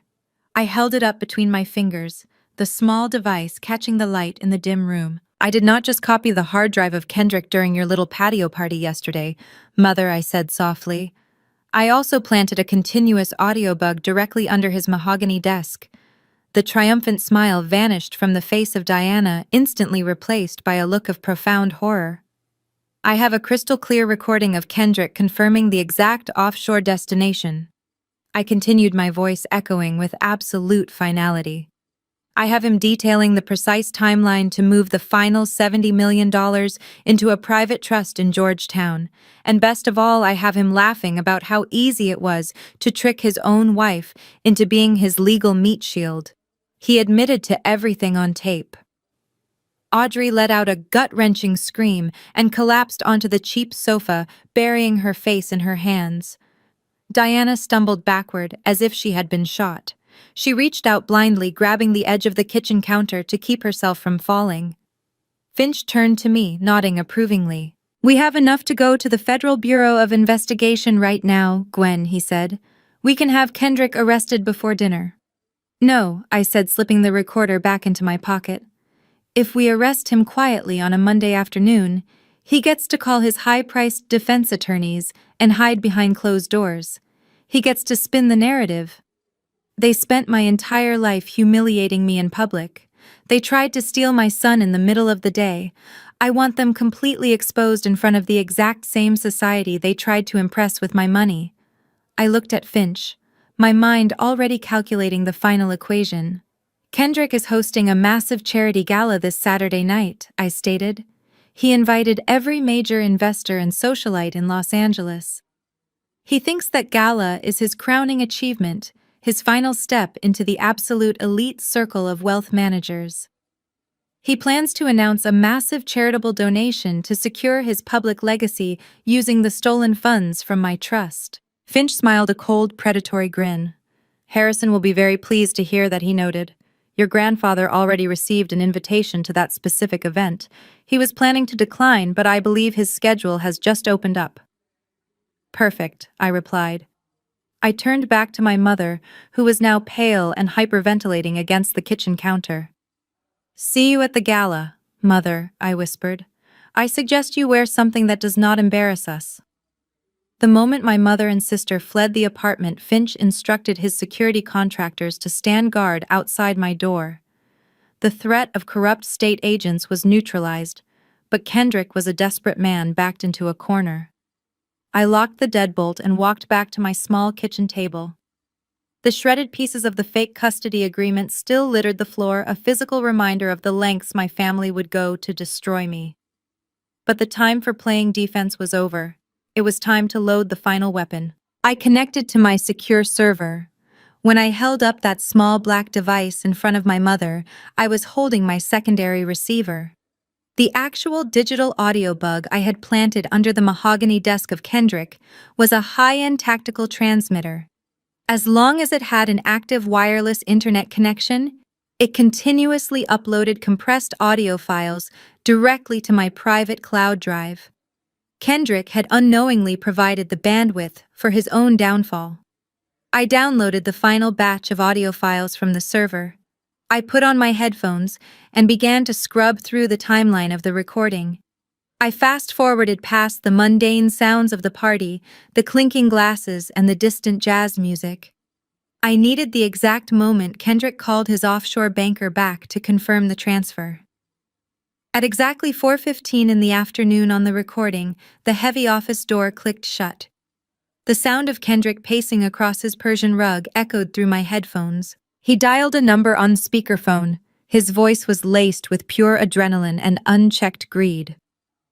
"Execute the final transfer now," Kendrick ordered. "The entire $70 million. Route it through the primary Meridian Holdings account directly to the Georgetown Private Trust." The offshore banker crackled through the speakerphone, asking for the verification codes. Kendrick rattled off the routing numbers, the account digits, and the irrevocable trust identification codes without a second thought. I typed every single number into my master spreadsheet. He had just handed me the exact coordinates of the stolen fortune. The Cayman Islands account was no longer a ghost. It was a tangible target. I forwarded the audio file and the routing numbers directly to Finch. Within minutes, he replied with a single message. "The federal injunction has been updated to include the offshore accounts. The money is frozen. Kendrick is officially locked out of his own vault." Now I needed to prepare the presentation. Kendrick was hosting his elite charity gala on Saturday night at a massive ballroom downtown. He had invited wealthy investors and media personalities. He planned to use the event to launch a philanthropic foundation, a final layer of fake legitimacy to wash his stolen wealth. He had rented a massive screen to project his corporate achievements to the crowd.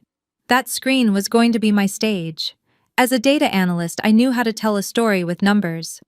I opened my presentation software and started building the slide deck of his destruction. I did not use bullet points or boring text blocks.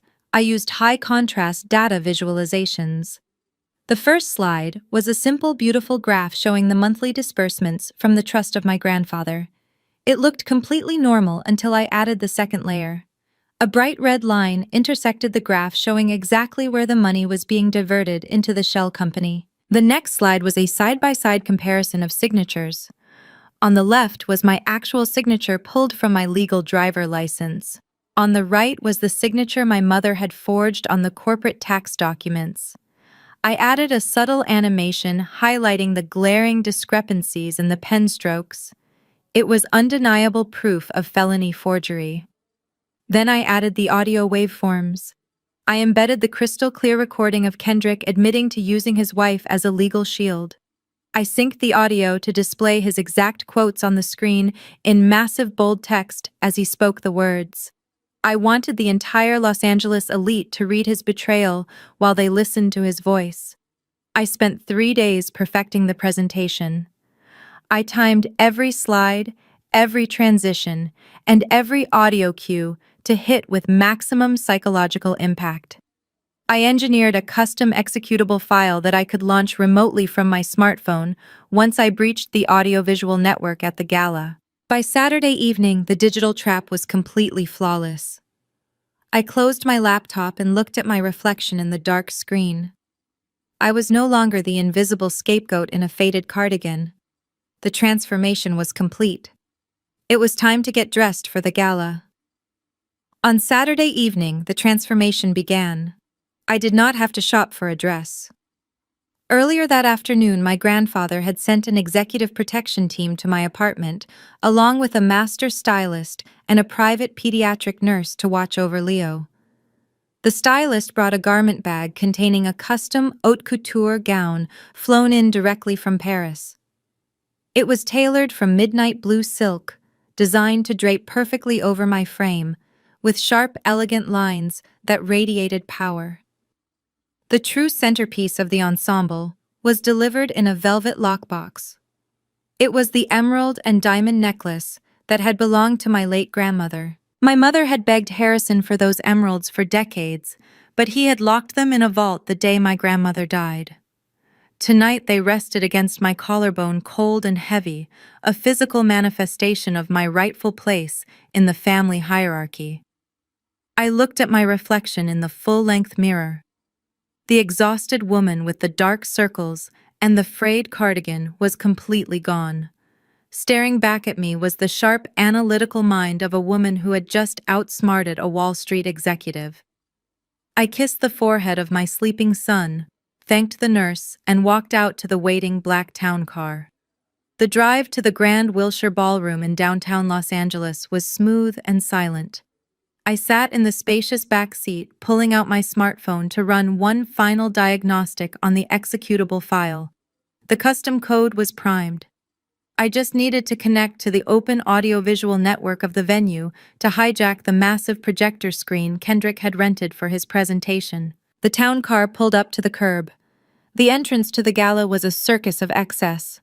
Kendrick had spared no expense using my stolen money to create the illusion of philanthropic grandeur. A red carpet led up the marble steps, flanked by velvet ropes and aggressive photographers from local business magazines. Valets in crisp uniforms rushed to open the doors of arriving luxury vehicles. The driver opened my door, and I stepped out into the flashing lights of the cameras. I walked up the marble steps with the absolute certainty of a billionaire heiress. The security detail at the front doors took one look at my custom gown and the priceless emeralds around my neck and immediately unclipped the velvet rope to let me through. They did not even ask for my invitation. Wealth has a gravity of its own, and tonight I was the center of it. I stepped through the gilded double doors and onto the landing of the grand sweeping staircase that overlooked the main ballroom. The scale of the event was staggering. Massive crystal chandeliers cast a warm, golden light over hundreds of the most elite financial players in the city. Waiters in white tuxedos carried silver trays of champagne. At the far end of the room stood a massive elevated stage with a towering digital projection screen, currently displaying the logo of the fraudulent charity foundation Kendrick had fabricated. I stood at the top of the stairs and looked down at the crowd. This was the empire built on my stolen name. I slowly descended the staircase, the heavy silk of my gown trailing behind me. As I reached the main floor, a subtle ripple went through the crowd. Conversations paused. Heads turned. The wealthy elite of Los Angeles are trained to recognize status, and the sheer undeniable presence of the haute couture commanded their immediate attention. They did not know my name, but they knew I belonged at the absolute top of the food chain. I took a flute of champagne from a passing waiter and casually strolled through the room, scanning the crowd. It did not take long to find them. Kendrick was standing near the front of the stage, surrounded by older investors. He looked impeccably dressed in a custom tuxedo, his charismatic smile firmly in place, oblivious to the fact that his offshore accounts were frozen. A few yards away stood my mother and sister. Diana and Audrey were sipping martinis, trying to project relaxed sophistication, but the tension radiating from them was palpable. Audrey kept nervously checking her smartphone. They were terrified. I took a slow sip of my champagne and stepped closer. Suddenly, Audrey stopped looking at her phone. She glanced up and her eyes locked directly onto me. The martini glass in her hand tilted drastically, spilling clear liquor onto her expensive designer shoes. She blinked twice as if her brain could not process the image. Diana noticed the sudden paralysis of her golden child and followed her gaze. The color instantly vanished from the face of my mother.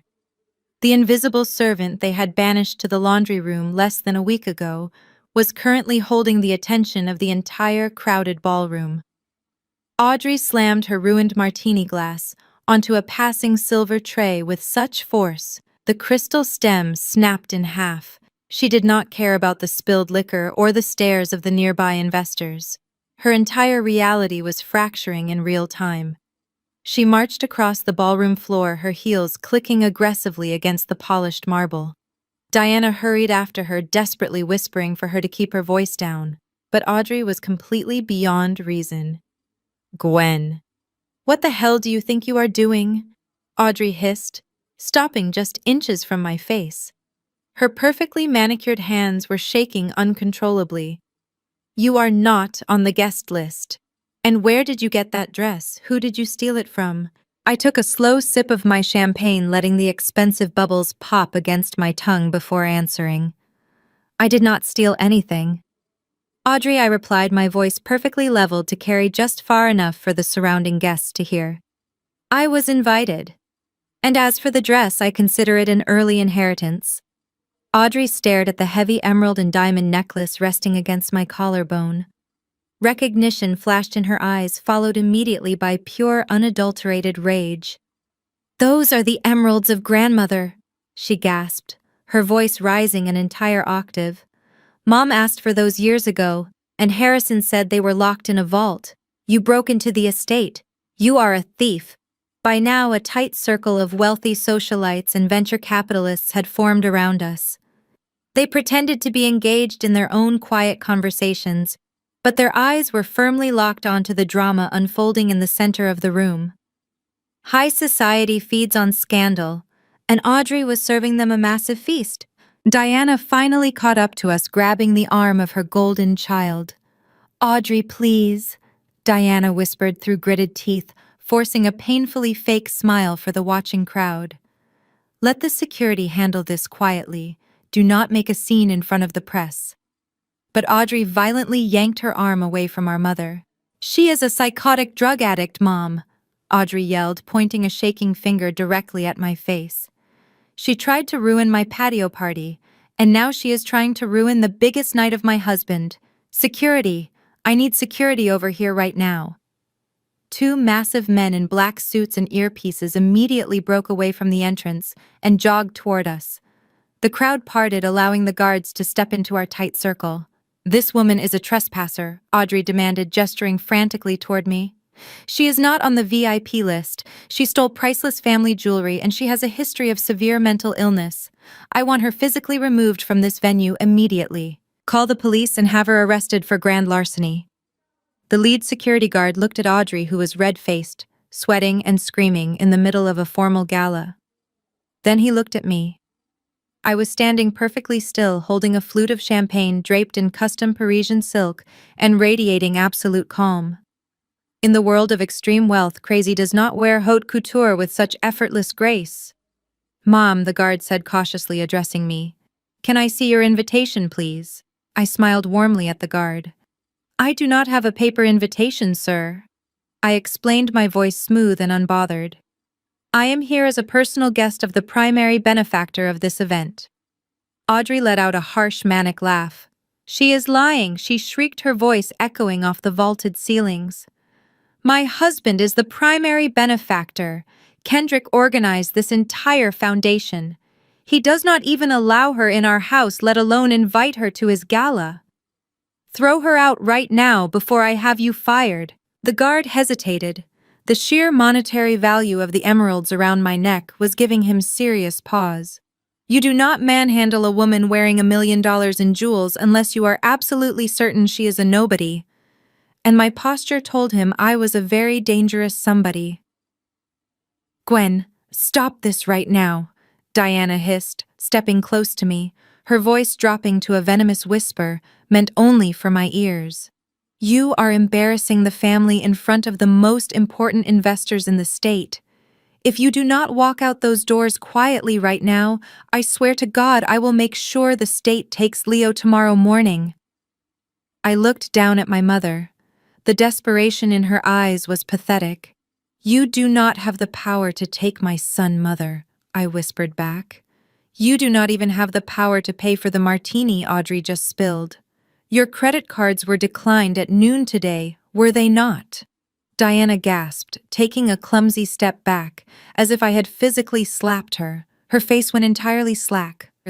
The federal injunction had worked perfectly, and she suddenly realized she was completely defenseless. "What the hell is going on here?" a deep, booming voice demanded from the edge of the circle. The crowd of wealthy guests parted once again.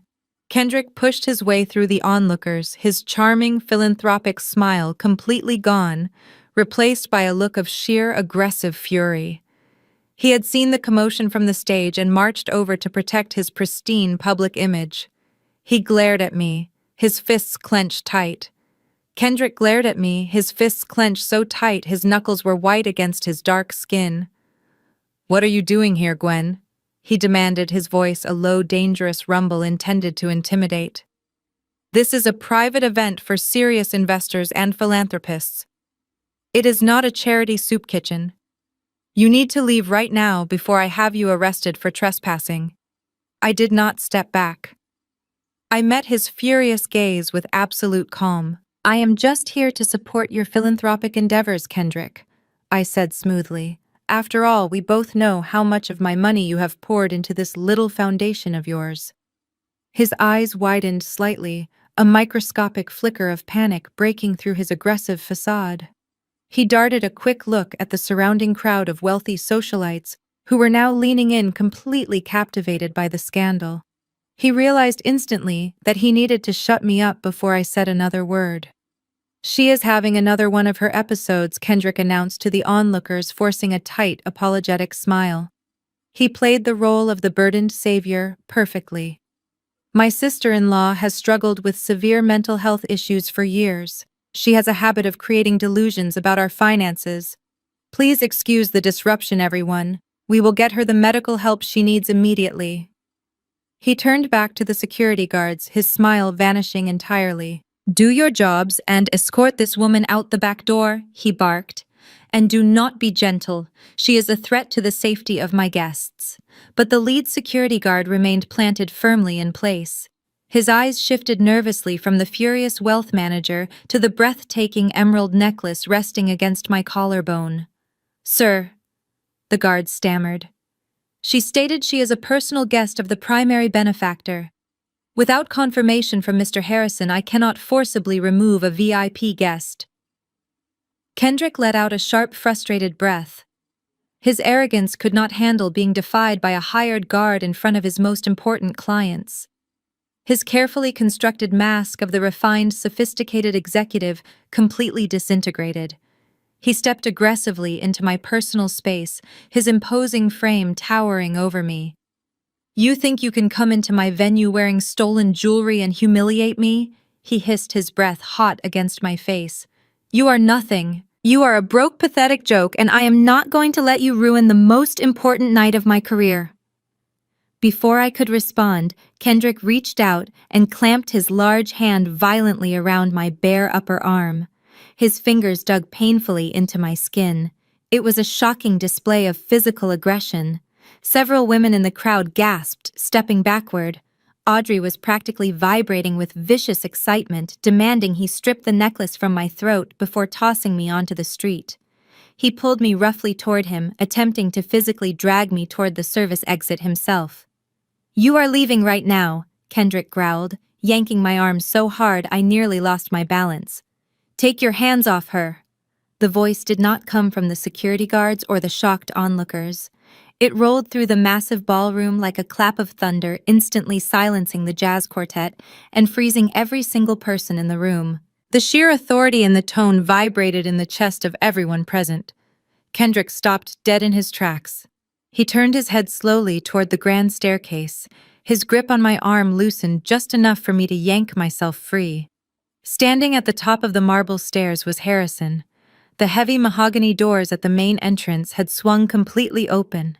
My grandfather looked like a terrifying force of nature, He was flanked by his towering legal counsel Finch and a detail of 4 private security contractors. He wore a masterfully tailored tuxedo and leaned heavily on his silver-tipped cane, but there was absolutely nothing frail about him. He radiated an aura of immense, terrifying power that only decades of ruthless billionaire dominance could cultivate. The sea of wealthy elites instantly parted, creating a wide, clear path, as Harrison began his slow, deliberate descent down the stairs. The only sound in this cavernous ballroom was the rhythmic click of his cane against the marble steps. These were powerful investors and executives, but in the presence of my grandfather, they all looked like frightened children. Diana let out a whimpering gasp and practically hid behind Audrey. Kendrick stood completely paralyzed. The arrogant financial whiz who had just tried to drag me out of the room was suddenly sweating profusely. Harrison reached the bottom of the stairs and stopped directly in front of Kendrick. His piercing gray eyes locked onto the younger man, stripping away every ounce of his unearned confidence. I will say this exactly once Harrison spoke, his voice deadly quiet, but carrying across the dead silent room. If you ever dare to lay another finger on my granddaughter again, I will personally ensure you spend the rest of your miserable life in a federal penitentiary. Now step away from her. Kendrick instantly released my arm, as if the silk of my gown had suddenly caught fire. He took 2 rapid steps backward, his chest heaving with a mixture of terror and disbelief. The absolute silence in the ballroom magnified the sharp tapping of the cane of my grandfather as he closed the remaining distance between them. Mr. Harrison Kendrick stammered, his smooth baritone voice cracking under the immense pressure of the glare of the billionaire. There is a terrible misunderstanding here. Gwen is unwell. We were just trying to get her some help before she disrupted your evening. We did not want to bother you with family matters. Harrison stopped directly in front of Kendrick. He did not yell. He did not need to. His voice was a surgical blade cutting through the pathetic lies. You do not speak for my family, he said with lethal precision. And you certainly do not speak for the sole legitimate heir to my estate. My granddaughter is exactly where she belongs tonight. The only disruption in this room is the staggering audacity you possess to stand before these investors and pretend you are a man of honor.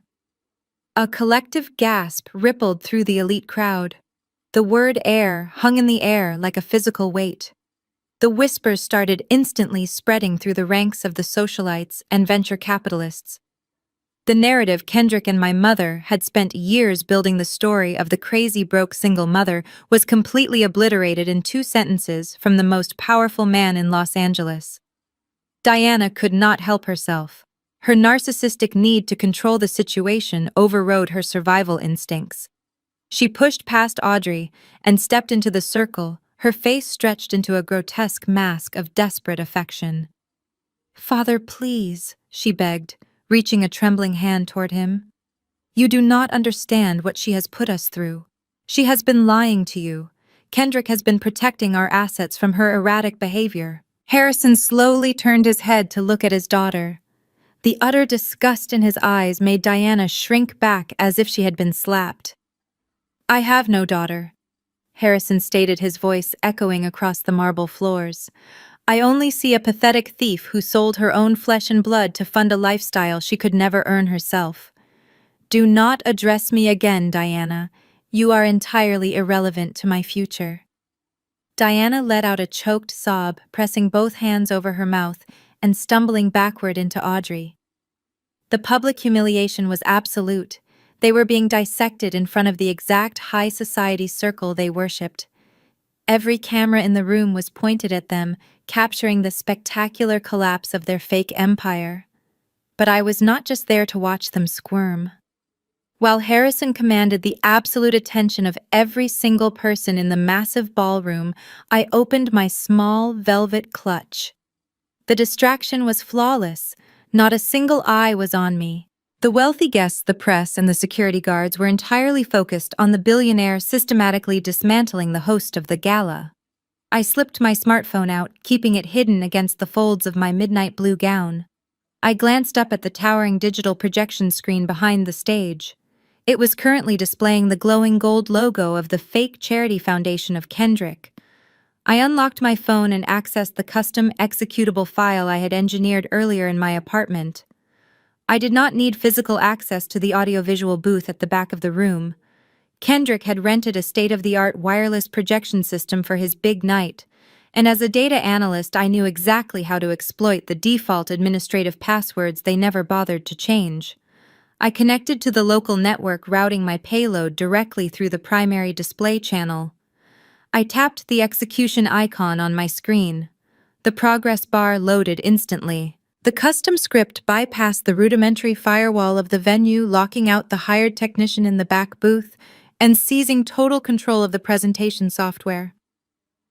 My phone vibrated once in my palm, confirming the connection was secure, and the financial data was primed for broadcast.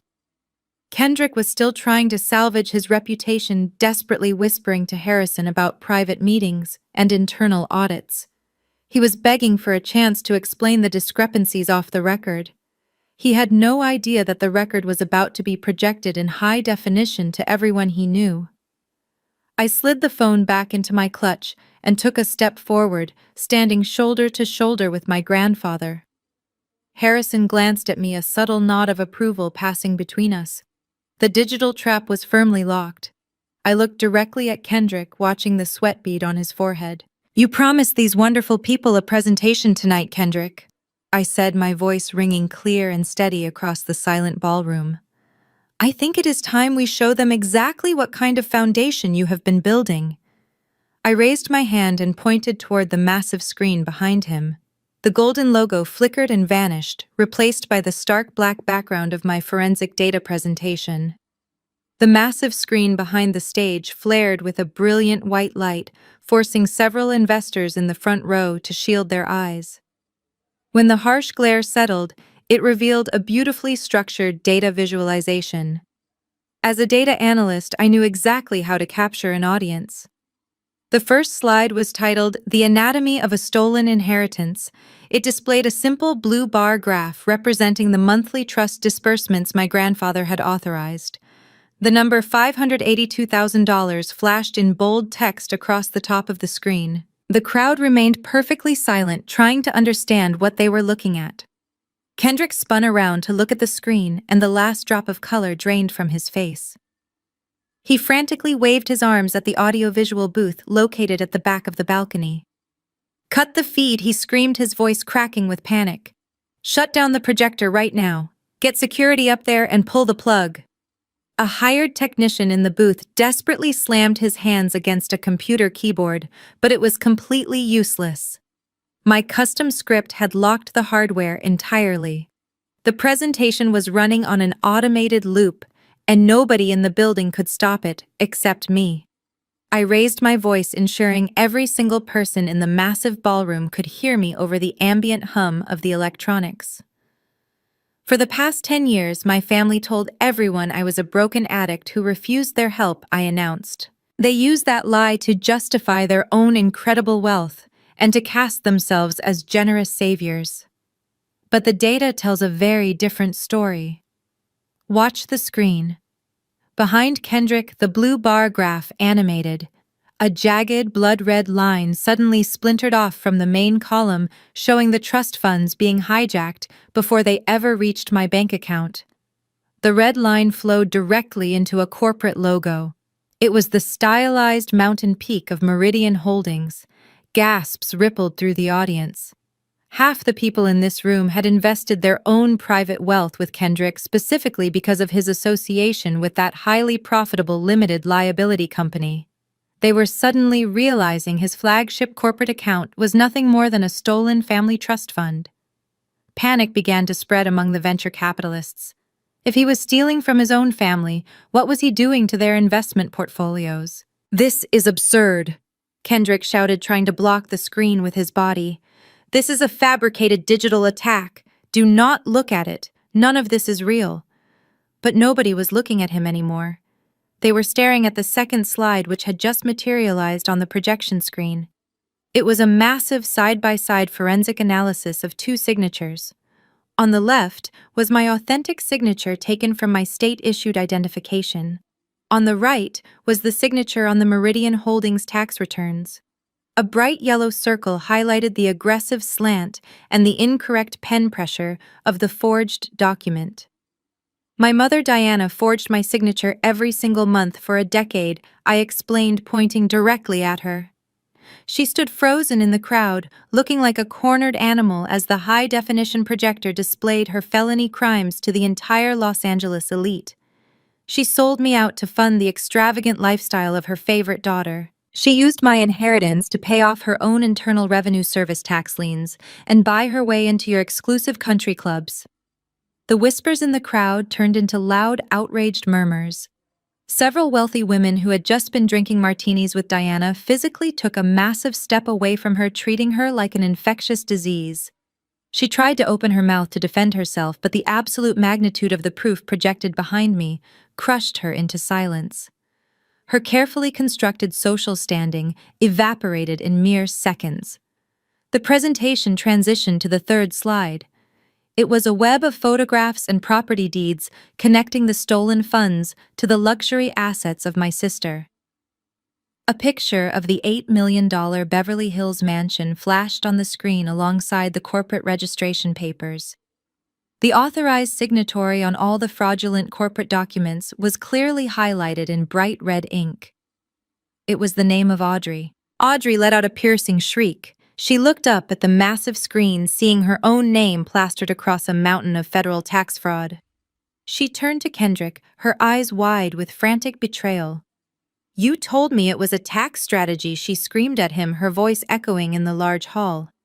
"You told me my name on those papers was just a formality to protect our assets." Kendrick did not even look at his wife. He was staring at the exit doors at the back of the ballroom, calculating if he could push his way through the crowd of angry investors before the police arrived. He was a rat, trapped on a sinking ship, looking for the fastest way overboard. But I was not quite finished.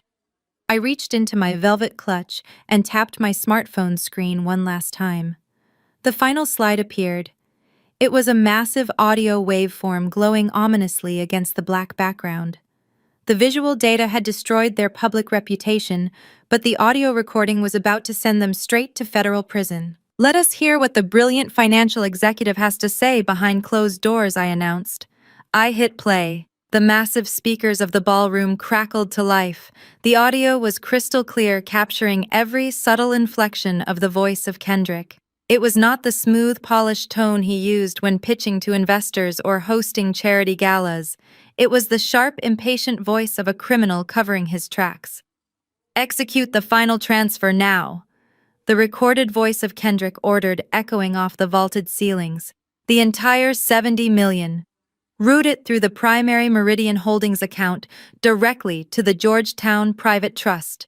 The wealthy guests stood completely paralyzed. Hearing a man commit federal wire fraud in real time was entirely different from looking at a spreadsheet. The recording continued, playing the exact routing numbers and account digits. Kendrick stood at the edge of the stage, staring up at the screen with dead eyes. The reality of his situation had finally crushed the last remaining ounce of his arrogance. There was no spin room and no legal loophole that could erase the sound of his own voice, confessing to a room full of billionaires. But the absolute worst was yet to come. On the recording, the offshore banker asked a simple procedural question regarding the liability of the corporate officers. The entire ballroom held its collective breath as the recorded voice of Kendrick let out a cold, cruel laugh. "No, my wife does not know the details," the recorded. Kendrick sneered. "Audrey thinks I am a financial genius who made a fortune in cryptocurrency. She signed the formation documents for Meridian Holdings because I told her it was a tax strategy for our new house." Audrey stopped breathing. She stood perfectly still in the middle of the crowd, her eyes locked onto the glowing waveform on the screen. "If the federal regulators ever look into this mess, her name is on every single piece of paper." The recorded voice continued, dripping with absolute contempt. "She takes the fall and I take the offshore accounts. It is foolproof. Do not worry about my mother-in-law. Diana is a greedy idiot. Just execute the transfer. I will call you when the funds clear. The audio file ended. The massive screen returned to stark black. For 10 agonizing seconds, the only sound in the Grand Wilshire Ballroom was the soft hum of the air conditioning. The Los Angeles elite stared at Kendrick with a mixture of profound disgust and absolute horror. They were looking at a sociopath who had meticulously planned to send his own wife to federal prison. Audrey slowly turned her head to look at Kendrick. The heavy diamond tennis necklace around her throat suddenly looked less like a symbol of wealth and more like a glittering chain. Her entire identity had been built on a foundation of lies orchestrated by a man who despised her. "You set me up!" Audrey whispered, her voice trembling so violently it barely carried over the crowd. Kendrick finally snapped out of his paralyzed state. He took a step toward her, raising his hands in a desperate, placating gesture. "Audrey, listen to me," he pleaded, his voice frantic. "That recording is entirely taken out of context. I was just telling the banker what he needed to hear to expedite the transfer. I love you." The lie was so pathetic, it made several investors in the front row scoff in disgust. Audrey did not believe him. The illusion was completely shattered. The golden child who had spent her entire life stepping on me to elevate herself finally realized she was nothing more than a disposable pawn. Audrey let out a guttural, agonizing scream and lunged at him. She threw herself at Kendrick, swinging her fists wildly and striking him across the face and chest. "You used me!" she shrieked, her perfect hair coming undone as she clawed at his custom tuxedo. "You made me sign those papers, you stole her money, and you framed me!"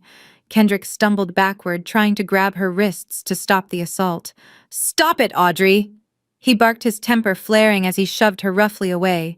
"You enjoyed spending that money just as much as I did. Do not pretend you are innocent." Diana let out a terrified wail and rushed forward, trying to pull Audrey away from the violent altercation. My mother was sobbing uncontrollably, her mascara running down her face in thick black streaks. "Please stop," Diana begged, looking around at the wealthy crowd. "Somebody help us." But nobody stepped forward. The investors and socialites were already pulling out their smartphones. They were not calling for security to break up the fight. They were calling their own private wealth managers and legal teams. Kendrick was now entirely radioactive. Every single person in that room who had financial ties to him was rushing to sever them before the federal authorities arrived. The empire was burning to the ground, and they were all trying to escape the smoke. I stood next to my grandfather, watching the absolute destruction of the people who had tortured me for 33 years. Harrison rested both hands on his silver-tipped cane, his face carved from stone. The trap had sprung with flawless precision. The physical altercation on the ballroom floor did not last long. Over the sound of Audrey screaming and the wealthy crowd murmuring, the heavy brass doors of the Grand Wilshire Ballroom violently burst open. A dozen federal agents wearing dark windbreakers with bold yellow letters across the back flooded into the room. They moved with absolute tactical precision, ignoring the scattered champagne flutes and the panicked socialites. Special agent in charge. Miller stepped forward, holding a thick stack of warrants. The local police had already secured the perimeter, and the flashing red and blue lights from the cruisers outside cast an eerie glow through the massive front windows. "Nobody move," Miller commanded, his voice amplified by the sheer authority of his badge. "Federal Bureau of Investigation, we are executing a federal arrest warrant." Kendrick froze. He shoved Audrey away one final time and stared at the agents advancing toward the stage. The arrogant financial executive who had spent the entire evening acting like the king of Los Angeles suddenly looked like a terrified child. He took a step backward, bumping into the digital podium, but there was nowhere left to run. Two agents grabbed his arms, twisting them behind his back with practiced efficiency. "Kendrick, you are under arrest for federal wire fraud, money laundering, and conspiracy to commit corporate tax evasion," Miller stated, pulling a pair of heavy steel handcuffs from his belt. "You have the right to remain silent. I highly suggest you use it." The sharp metallic click of the handcuffs echoing across the silent ballroom was the most beautiful sound I had ever heard. Kendrick tried to maintain his dignity, straightening his ruined tuxedo jacket, but the illusion was dead. He looked out at the crowd of investors, the same people he had planned to swindle, and found only cold, glaring judgment. But the federal agents were not finished. Another pair of officers stepped around Kendrick and approached Audrey. She was standing near the edge of the stage, her designer gown torn and her makeup ruined from crying. She looked at the agents, expecting them to comfort her. "Thank God you are here," Audrey sobbed, pointing a shaking finger at her husband. "He lied to me. He used my name. You have to take him away." Audrey, the agent, said, his voice devoid of any sympathy. "Turn around and place your hands behind your back. You are under arrest for corporate tax evasion and felony conspiracy to defraud the federal government." Audrey stopped breathing. Her eyes widened in absolute horror as the agent grabbed her wrist. "No!" she shrieked, trying to pull her arm away. "You do not understand. Did you not hear the recording? He tricked me. I am the victim here. Your signature is on every single formation document and tax return for Meridian Holdings." The agent replied coldly, forcing her arms behind her back. "You are the registered managing partner of a shell company used to launder $70 million. You can argue your victimhood to a federal judge." A second pair of handcuffs clicked into place. Audrey collapsed to her knees, sobbing hysterically, as the agents hauled her back to her feet. The golden child, the sister who had spent her entire life mocking my poverty, was now facing 20 years in a federal penitentiary. Watching her two prized possessions being dragged away in chains finally broke the last shred of sanity my mother had left. Diana let out a guttural, agonizing wail. She looked around the room, realizing that the luxury cars, the Beverly Hills mansion, and the elite social status were all gone forever. She had absolutely nothing left. Diana ran across the marble floor, throwing herself directly at the feet of my grandfather. She collapsed onto her knees, grabbing the tailored fabric of his trousers. "Father, please," she begged, the tears streaming down her face in thick, dark lines. "You have to stop this. Call your lawyers. Pay their bail. I will lose everything. I have no money. They froze my accounts. I will be out on the street. Please, Father. I am your daughter." Harrison looked down at the pathetic, weeping woman clutching his leg. His expression did not change. He did not look angry or sad. He looked entirely indifferent. "You stopped being my daughter the day you decided to forge the signature of your own child to steal her future," Harrison said, his voice carrying the chilling weight of a final verdict. "You built a kingdom on a foundation of lies, Diana. Tonight that kingdom burns. Do not ever contact me or my granddaughter again. If you step foot on any of my properties, my security will have you arrested for trespassing." Harrison easily pulled his leg free from her desperate grasp. He turned his back on her entirely. Diana collapsed onto the marble floor, sobbing uncontrollably into her hands. The wealthy investors she had spent years trying to impress simply stepped over her as they rushed toward the exits, eager to distance themselves from the radioactive scandal. I stood next to Harrison, watching the federal agents march Kendrick and Audrey straight out the front doors. Waiting for them at the bottom of the marble steps were the aggressive photographers and media reporters who had originally come to cover a high society charity launch. Instead, they captured the spectacular, humiliating downfall of Kendrick as he was shoved into the back of a federal transport vehicle. The trap had executed flawlessly. The poison had been completely extracted from my life. I looked up at the massive projection screen still displaying the undeniable truth, and I smiled. 6 months later, the Los Angeles skyline looked entirely different from the floor-to-ceiling windows of my new corner office. My grandfather did not just return my stolen trust fund. After witnessing my analytical skills dismantle a $70 million international embezzlement scheme, Harrison appointed me as the chief executive officer of his primary holding company. I spent my days using my background as a data analyst to restructure his massive real estate and technology portfolios, identifying inefficiencies and maximizing our philanthropic outreach. I was no longer the invisible scapegoat in a faded cardigan. I was the undisputed leader of a billion-dollar empire. Leo just celebrated his first birthday. He was thriving, happy, and completely surrounded by people who adored him. Harrison insisted on building a state-of-the-art nursery right next to my executive office, so I never had to be far from my son during the workday. My grandfather and I had spent the last 6 months rebuilding our relationship from the ground up. The cold, calculating billionaire I had confronted in the charity clinic had softened entirely when it came to his great-grandson. The justice system had moved swiftly for the people who tried to destroy us. Kendrick tried to negotiate a plea deal by offering to testify against his international banking partners, but the federal prosecutors did not need his help. The audio recording I had planted under his mahogany desk was an airtight confession. He was sentenced to 15 years in federal prison for wire fraud and money laundering. He lost his wealth, his pristine reputation, and his freedom. Audrey tried to play the victim during her trial. She sobbed on the witness stand, claiming she was just a naive wife who trusted her husband. But the jury saw the forged signatures and the luxury assets registered in her name. The judge sentenced her to 7 years in a minimum security federal facility for corporate tax evasion. The $8 million Beverly Hills mansion was seized by the federal government, auctioned off, and the stolen funds were legally restored to my trust account. And then there was my mother. The federal asset forfeiture swept up every single luxury Kendrick had ever purchased for Diana to buy her silence.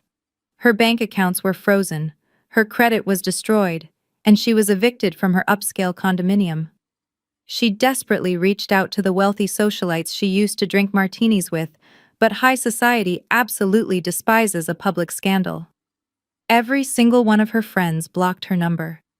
To pay the exorbitant legal fees for the defense attorneys of Audrey, my mother had to do something she had avoided her entire life. She had to get a manual labor job. Because of her highly toxic public profile and her complete lack of professional experience, her options were severely limited. Last week, Harrison and I attended a private business dinner at the exclusive Bel Air Country Club. It was the exact same club my mother used to frequent when she was pretending to be a wealthy elite. Halfway through the dinner, I excused myself to use the restroom. I pushed open the heavy oak door of the ladies' room and stopped in my tracks. Diana was on her hands and knees wearing a drab gray janitorial uniform. She was violently scrubbing the marble floor next to the porcelain sinks with a stiff bristled brush. Her perfectly manicured nails were gone, replaced by cracked skin and chemical burns from the cheap industrial bleach. She heard the door open and looked up. Her exhausted eyes locked onto my tailored designer suit. The silence in the opulent bathroom was deafening. For a fleeting second, I saw the old familiar spark of pure hatred flare in her eyes. She opened her mouth perhaps to hurl a venomous insult, or demand money just like she had done my entire life. But then she looked at my posture. She saw the absolute, unbreakable confidence radiating from me. The spark of hatred died instantly, completely extinguished by the crushing weight of her reality. She lowered her head, avoiding my gaze, and went back to scrubbing the floor. I did not gloat. I did not say a single word to her. The most powerful revenge is realizing that your abusers are entirely irrelevant to your future. I washed my hands, adjusted the lapels of my jacket, and walked out of the bathroom, leaving her exactly where she belonged. Looking back on that terrible day in my cramped apartment, I realized the greatest victory was not exposing their crimes or taking over the company. It was finally choosing myself. They spent 33 years trying to convince me I was worthless, but my worth never depended on their validation. Have you ever had to walk away from toxic family members to protect your own peace?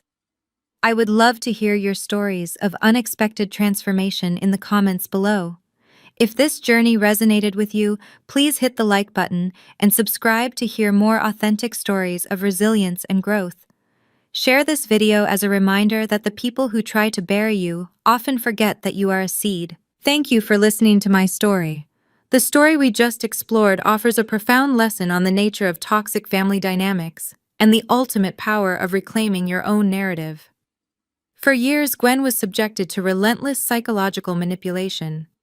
Her mother and sister projected their own greed onto her, trying to convince her that she was broken, unstable, and unworthy of respect. The greatest takeaway here is that your inherent worth is never defined by the people who actively try to tear you down.